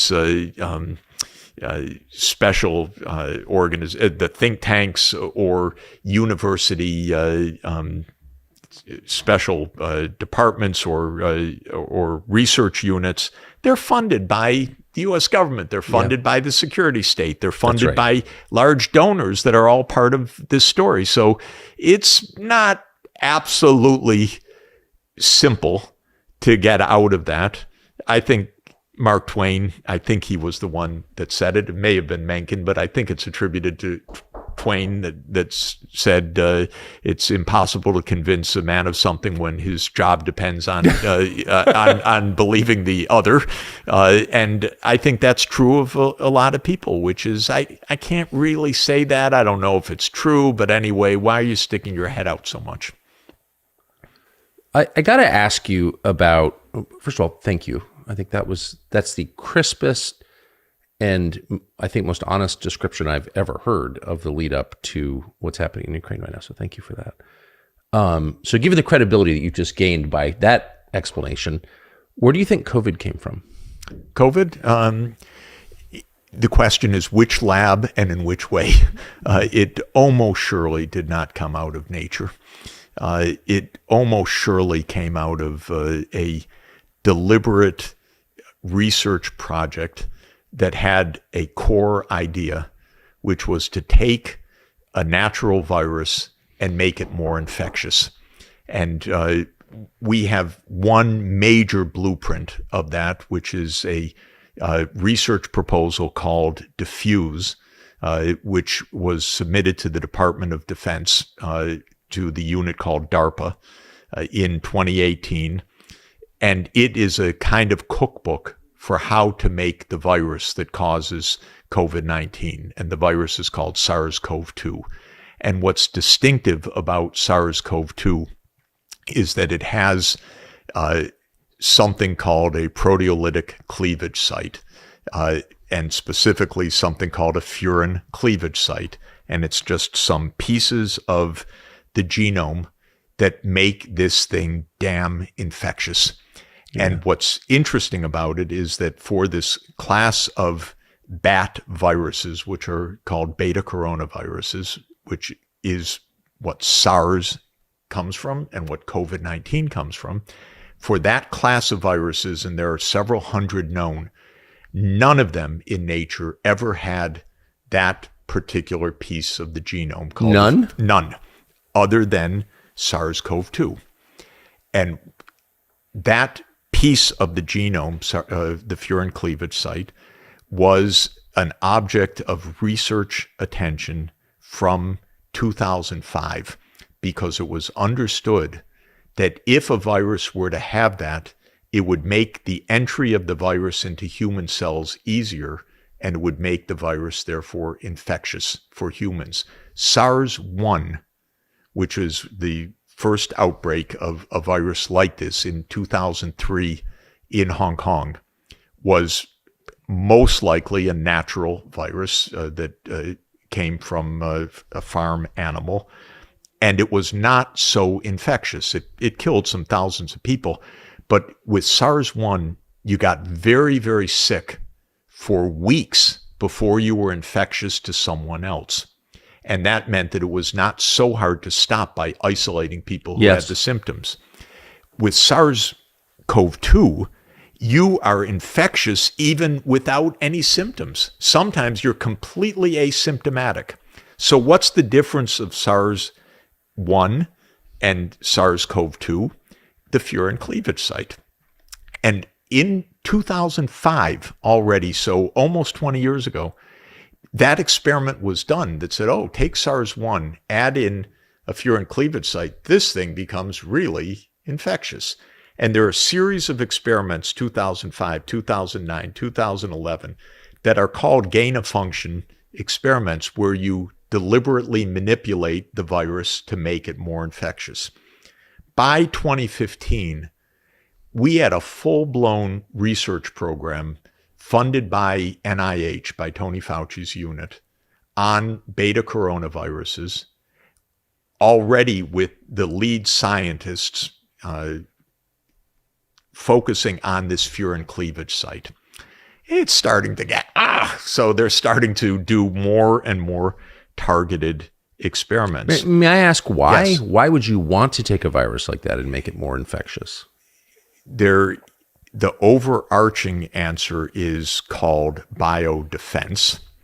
And and then the real question, which I don't know the answer to, is that biowarfare or is that true defense? NIH, starting in 2001, became the Defense Department's research unit. So remember the anthrax attack that came after 9/11? Very well. Yes. After that... I'm sorry to ask you, pause. Do we know, or are you satisfied you know what that was? That probably came out of AMRID. It was probably a U.S., some U.S. scientists either... For sure. Provoking or doing some crazy things, or disgruntled, or boosting up the DOD budget. I don't know. I don't know the answer to that. I know that after that, DOD put its budget through Tony Fauci's unit, which suddenly became the largest unit of NIH, and Fauci became the head of what is politely called biodefense. But one only suspects that it is... We're not supposed to do biowarfare. It used to be called germ warfare, right? Right. And I don't know. And they say, well, it's for vaccines against biowarfare. It's to defend against it. It's to defend against natural outbreaks. But what it is a tremendously dangerous research program that involves a lot of manipulation of very dangerous pathogens. And by 2015, the ability of scientists to manipulate these viruses was reaching astounding proportions. And we've got a real genius who was part of this group named Ralph Barrick at University of North Carolina, who is a genius. And what he could do was, if you gave him 30,000 letters of the DNA code, A, G, C, C, G, A, and so forth, and I mean give him the letters, he'll turn that into a live virus. I think that's pretty damn remarkable. In other words, you give him the designer virus, he'll give you the live virus.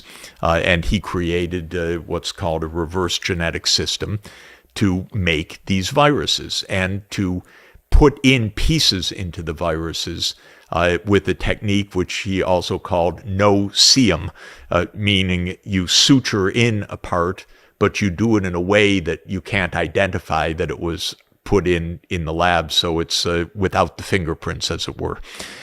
And it's clear that this area of research picked up a tremendous amount of steam because a lot of American scientists were shouting, "This is so damn dangerous, stop it." And Fauci was saying, no, this is important. This is really crucial. We're going to continue to do this. There was a brief moratorium at the end of the Obama period, and then the moratorium was lifted during the Trump administration. And even during the moratorium period, we know that the research continued on many grants. It's clear when you look closely at this that they were getting closer and closer to this insertion of the furin cleavage site into SARS-like viruses. Now, in 2018 came this proposal. As always, this was a highly classified proposal. We only learned about it after the fact by a whistleblower. We never even would have learned about it, even in all of the commotion of the pandemic, but for a whistleblower, a brave whistleblower in the Department of Defense who said the public needs to see this. And when you look at the diffuse proposal, really you say, holy shit, because on page 10, it says, we have collected more than 180 previously unreported beta coronaviruses. And on page 11, it says we're going to test them for whether they have a proteolytic cleavage site, which is a furin cleavage site. And if they don't, we're going to insert a furin cleavage site into them.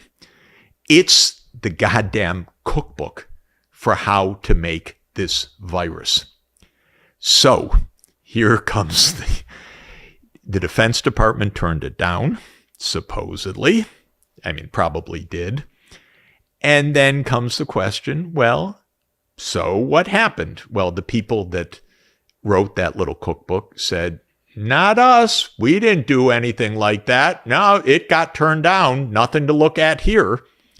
And there are I know because people have told me, oh, Jeff, it's not just that it got turned down. They had done the work even before they submitted the grant proposal. That's not uncommon in science, which is you do a lot of the work beforehand.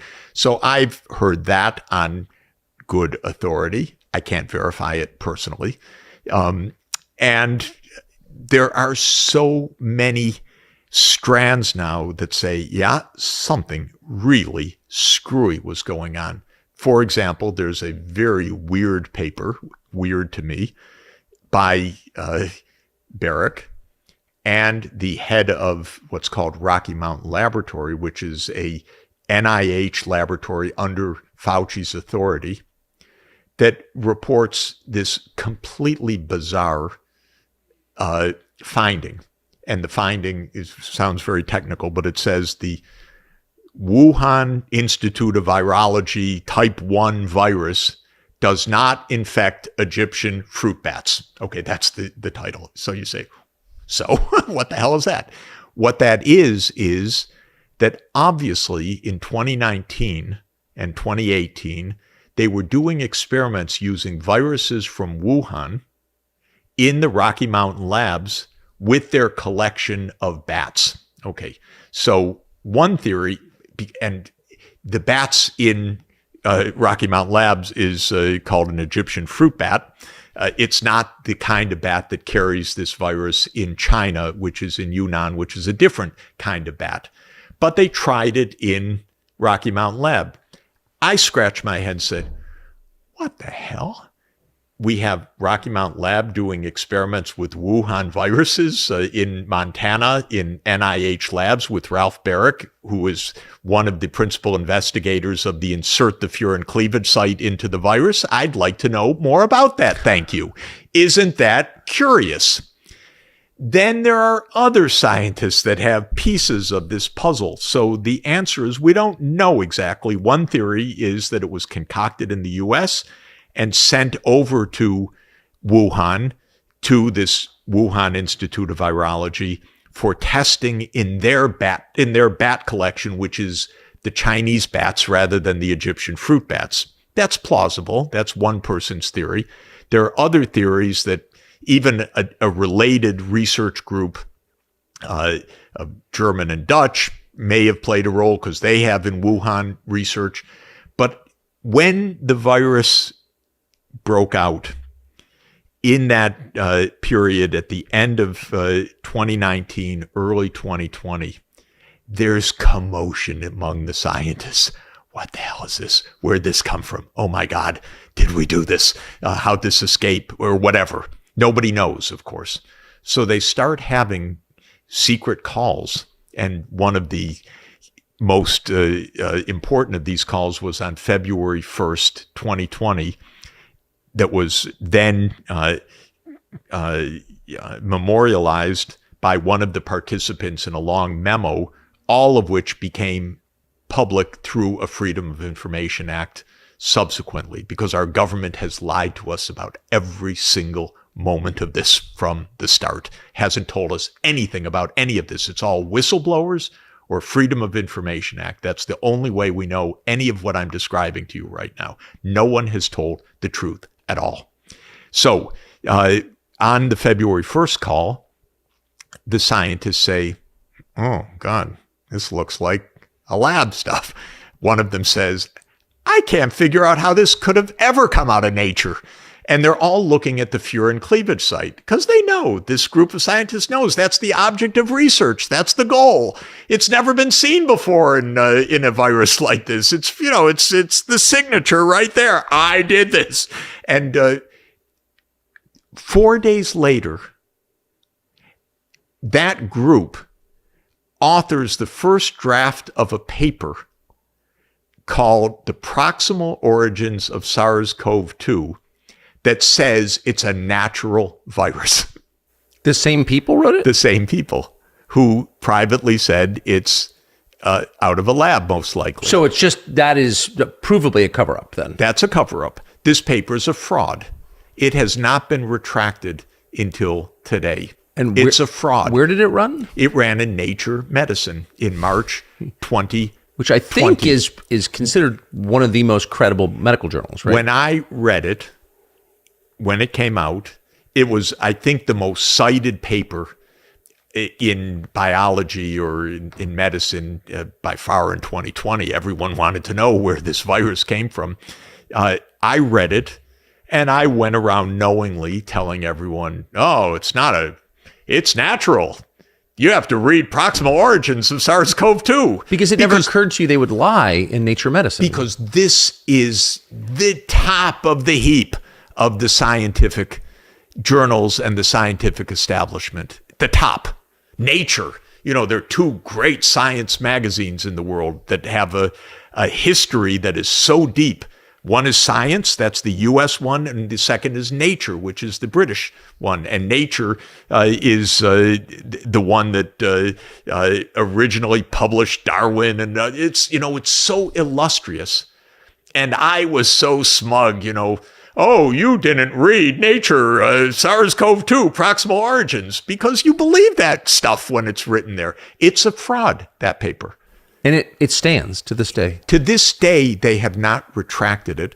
There is last week a call by several scientists to the editor, a very clever one, calling for its retraction because, this is interesting, all in the weeds, but it's like everything we're talking about, the nonstop lying. The paper was to, as an important extent, honchoed by somebody named Jeremy Farrar, who at the time was the director of British Wellcome Trust, which is a huge foundation that supports biomedical research. And Farrar was working with Fauci to make it look like nature. And so he was part of this, group, but he's not a named author. And at the bottom of the article, this more details than you want to know, but at the bottom of the article, it thanks Wellcome Trust. Well, under the rules of science and under the rules of a journal, if there's a contributor who financed the thing but is not mentioned as a contributor to the article, that is per se a violation of conflict of interest standards, and that wasn't revealed. So just last week, a group of very illustrious virologists called for the retraction of this. I've called for the retraction of it because it's an outright fraud, because we have Slack messages and other email messages and other e-messaging that says, I don't really believe this, or, it's, in other words, it's clearly a fraudulent paper, but they're not moving to this moment. But how can you, so there's a lot of debate about a pandemic treaty. WHO is, of course, pushing it. Lots of countries are as well, as you well know. How can you prepare for a new pandemic without establishing the origin of the most recent pandemic? And more than that, we're going to have another pandemic. If it came out of a lab, they're still doing this work. It's not as if they said, oh my God, we really blew it. Now we stop gain-of-function research. There's gain-of-function research going on all over the place. So, I mean... And interestingly, Tucker, last year, almost like Monty Python, but it's so serious. Boston University put out a paper based on gain-of-function for manipulating SARS-CoV-2. And NIH says, you didn't ask for approval before doing that experiment. And Boston University says, we don't have to ask for approval. It's not on your grant. We're doing it like we want. And it shows we got a shit show going on in this country right now. If a university thinks it can do whatever it wants, and if NIH has a different opinion and we have no rules and they're doing work on dangerous pathogens, yeah, we're going to have another pandemic. Even if this one didn't come from it, this line of work is really dangerous. And who's watching it? Well, we don't know, because it's DOD, because it's confidential, because no one tells us anything. And interestingly, now the House investigation committee is trying to get at some of this. The Democrats completely surrounded Fauci and said, we don't want to have a look at this, and said this is Republican grandstanding. It's nuts. What could be less partisan than where this virus came from? And we can't even get Democrats in the House. Now I think a few of them are coming along, but for a time it was completely partisan. The Republicans could investigate in the House, but in the Senate, where the Democrats are controlled, they were saying no. And Rand Paul asked me to come in and meet his counterpart, who's the chair of the committee, Peters, and I did. And now, by the way, they are moving in the Senate because you got these bright red lights flashing. Holy hell, let's find out what happened. Is it strange to wake up one day and all of a sudden see like actual threats to the existence of humanity right there? Nuclear war, bio warfare, possibly AI. Yeah. But just right there. I mean, what big picture, what is this? Did you ever think you would, after living in the most prosperous country in the world your entire life, find yourself in a place where the country you live in is basically causing, the potential extinction of humanity. I think it's really true and important to understand that since 1945, we've been living this way, and we don't know it. We're barely aware of it. But the ability to screw things up in this world is very high. The ability to have terrible accidents. Oops, where'd that virus come from? Yep. The ability to have a nuclear war even by accident, but much less when you're in the face of your opponent and talking about defeating them and so forth. A war between two nuclear superpowers that we have normalized. We're not at war. We're just feeding them all the weapons, and and the British, who are the worst at this, they can use the weapons wherever they want. No constraint, no control. We've been living this way, but we don't know it because, like everything else, the narrative doesn't permit it. One day, Biden said in, I think it was the fall of 2022, this is pretty dangerous. We could be on a path to nuclear Armageddon. He didn't say that in a speech to the American people because he doesn't give speeches to the American people. He doesn't talk to the American people. He doesn't have press conferences. He said it at some fundraiser, as usual, and then someone reported it. What was the reaction of the press the next day? Almost to a paper, the reaction was, how dare he say these things? How dare he scare the people? How dare he say a word like Armageddon? There was, I think, an editorial in the Wall Street Journal, if I remember correctly, that this unforgivable, this kind of slip of the president of the United States.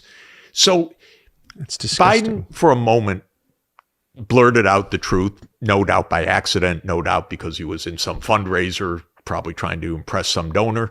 But the reaction wasn't, oh my God, what does this mean? How do we consider this? Let's go back and think about unprovoked, and maybe we could decide how to step a little bit back from the cliff. And no, absolutely the opposite, completely the opposite. And I've seen, not only you could have a pandemic that kills an estimated 20 million people and not really care to find out where it came from. You can be on the brink of nuclear war. We can have Ukraine shelling the Zaporizhia nuclear power plant. Do you know our newspapers won't say that it's Ukraine shelling the power plant? All they will say, and Ukraine is shelling the nuclear power plant, I can reveal as if it's a surprise, because the Russians are inside the power plant and the Ukrainians are trying to take back the power plant. And so these shells come to the nuclear power plant. And then our lovely newspapers say, each side accuses the other of shelling the nuclear power plant. And I happen to know, for the reasons that I know some of these things, that of course, it's Ukraine shelling a plant that the Russians are inside of, not Russians shelling the plant but you can't get officialdom to say this. You can't get the newspapers to say this. That's pretty serious to be shelling a nuclear power plant. Are you out of your, I put that on the list that we've been adding to. Yeah. Are you out of your mind? Right. Don't do that. But they're doing it. In the country in the world that has actually had a profound nuclear accident already. Exactly. You might mention that maybe they would know something about it, that there would be some reticence about so that leads to my last sincere question, which you may or may not answer, but you're telling the truth about things that are big things. They're big things, like the biggest things. And in a world where you're just absolutely, as you've noted repeatedly and correctly, you're just not allowed to do that. And you're telling the truth about people who don't care about the deaths of millions, who have caused the deaths of millions. So are you worried because you do have credibility, you're not a crank, and your job and your career give you just prima facie credibility, it's a big thing for you to say these things. Are you worried about the risk to you? Really? I'm worried about the risks to me of a nuclear war. For sure. I really am. I spend a lot of time with diplomats. I really like diplomats, by the way. It's even when, countries hate each other or at war, good diplomats smile and talk to each other. And one could say, oh, how cynical, but it's actually quite nice. I believe the human touch is what can keep us alive, actually. I don't think it's a naive idea. It's actually a quite deep idea. Russia has one of the greatest diplomats I've ever seen. I think Lavrov is absolutely remarkable. And I've known him for 30 years. Have you really? Yeah. It's funny, he in a fair world, in a meritocratic world, he'd be very famous, even if you disagree with everything he said, because he's obviously smart. He's astoundingly smart, yes, and astoundingly capable, and he's astoundingly someone that we should be speaking with. I agree. To find an answer to this. So the thing that makes it, if I were, shouting in the wilderness and it just felt it's insane, no one's listening, I'd have a very different reaction from the one that I actually carry day by day. Almost everyone I talk to around the world is worried, shares the things we're talking about, understands the risks, makes you feel completely normal, not abnormal in any of this, says, please keep doing this. Can you find a way to talk here or there? I've spoken twice in the UN Security Council, or testified twice in the UN Security Council in the last 2 years. I want to make the diplomacy work because our lives depend on it. And we stopped all diplomacy in the United States, all of it, except what we call speaking with our friends and allies. But diplomacy is not speaking with your friends and allies. Diplomacy is speaking with your counterparts, even your adversaries. That's what diplomacy is, and we've got to get it back. Do you think the average American, I said that was my last question, but I do have one more. Do you think the average American, even sort of informed people, has any sense at all of how close we are to annihilation? I think people are worried, and people are not happy campers, and people do not agree with the foreign policy of this administration. But people are also very confused because we don't hear anything clear, except when you interview President Putin and we get to hear what he says. And think of, that was a monumental occasion, Tucker, and an extraordinarily important one. But how rare it is. And that's what made it also so extraordinary, because you're not supposed to do that. We're not supposed to listen to that. So I think Americans are, they know that something's wrong. They don't know exactly. How could they know what exactly is wrong?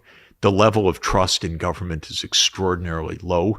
That low trust has been, unfortunately, amply deserved, because our government lies and lies and lies, and it doesn't even try to tell the truth anymore. It tries to make a narrative.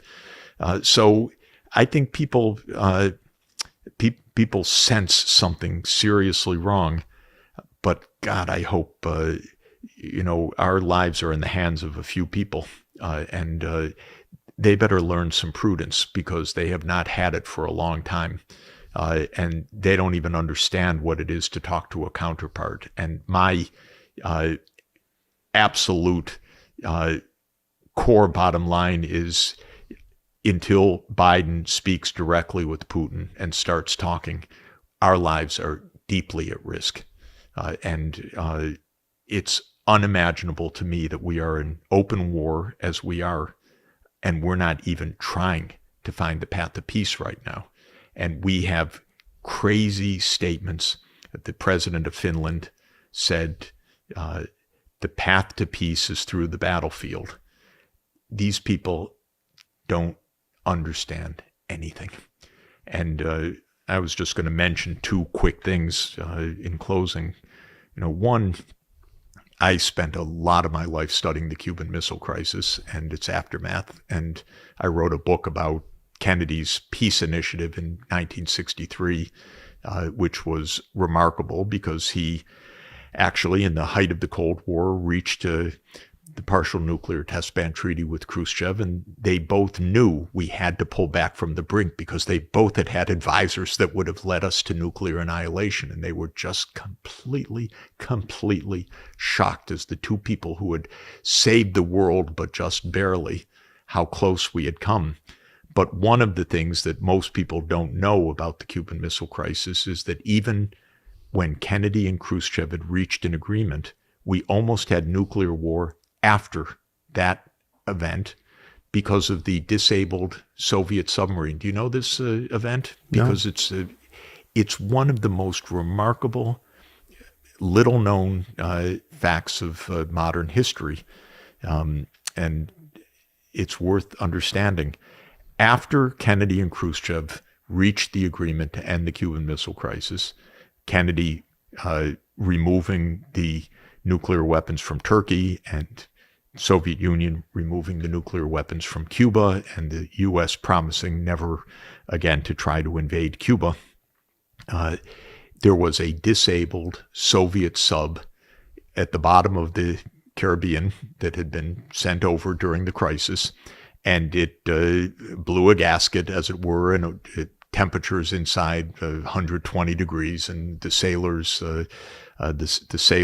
fainting, and the ship deeply disabled. And this was 1962, so the communications did not exist. The ship was out of communication. They had no idea what was going on. So they decided to surface, and as they surfaced, American Navy pilots were dropping charges on the sub. And it's not absolutely sure, but one story is that the Navy pilot, one Navy pilot for fun, was dropping live grenades on the sub as it was surfacing rather than depth charges. And the pilot thought that they were under attack and that there was a war above the surface. Now, this was the lead sub of a squadron of 7 in the Caribbean, and it was the one sub in that squadron that had nuclear-tipped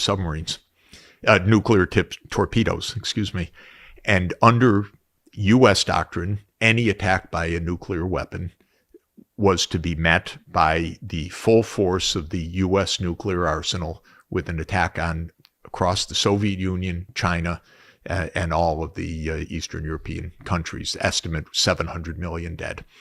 And that was to happen with any nuclear attack. And Curtis LeMay was the head of the U.S. Air Force at the time, and he couldn't wait. I think it's fair to say. Yes, it's fair to say. So what happened was this skipper, the commander of the vessel, ordered the nuclear-tipped torpedo into the torpedo bay to be fired because he thought the ship was under attack. And by miracle, a guy named Arkhipov, who was the person who saved the world, whose name nobody knows, and I'm pretty sure I have the name right, was a party official that had a higher rank than the ship's captain, and said, I don't think that's a good idea. I think we should surface. And he countermanded the order at the last moment, and the ship surfaced, and they found out there was no war and no crisis, and that was the end of it. And we came within a moment of a full nuclear annihilation.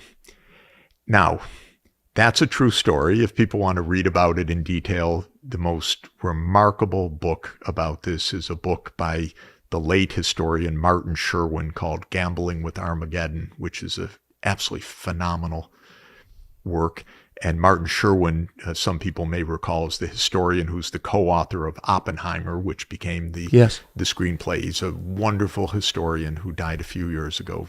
And he tells this story in unbelievable, riveting detail. Now, I take this not only as a literal event, but as a metaphor for our reality, which is something can always go wrong. Stay away from the cliff. Exactly. Stay away from the cliff. This is how close we are. Talk to President Putin. Negotiate with China. Make a two-state solution to stop the war in the Middle East. Stop carrying on like you run the world, because you don't. Thank you for this, and I hope that you are heard everywhere. Well, thank you. Thanks for all your great leadership in this, Tucker, because you're playing a huge, huge role. Just bumbling along, but that's the greatest account I've ever heard. So thank you. Thanks for watching our YouTube channel. We hope you'll subscribe to it. And by the way, you can hit the little bell on there and get notifications every time we produce a video. We hope you'll do that also.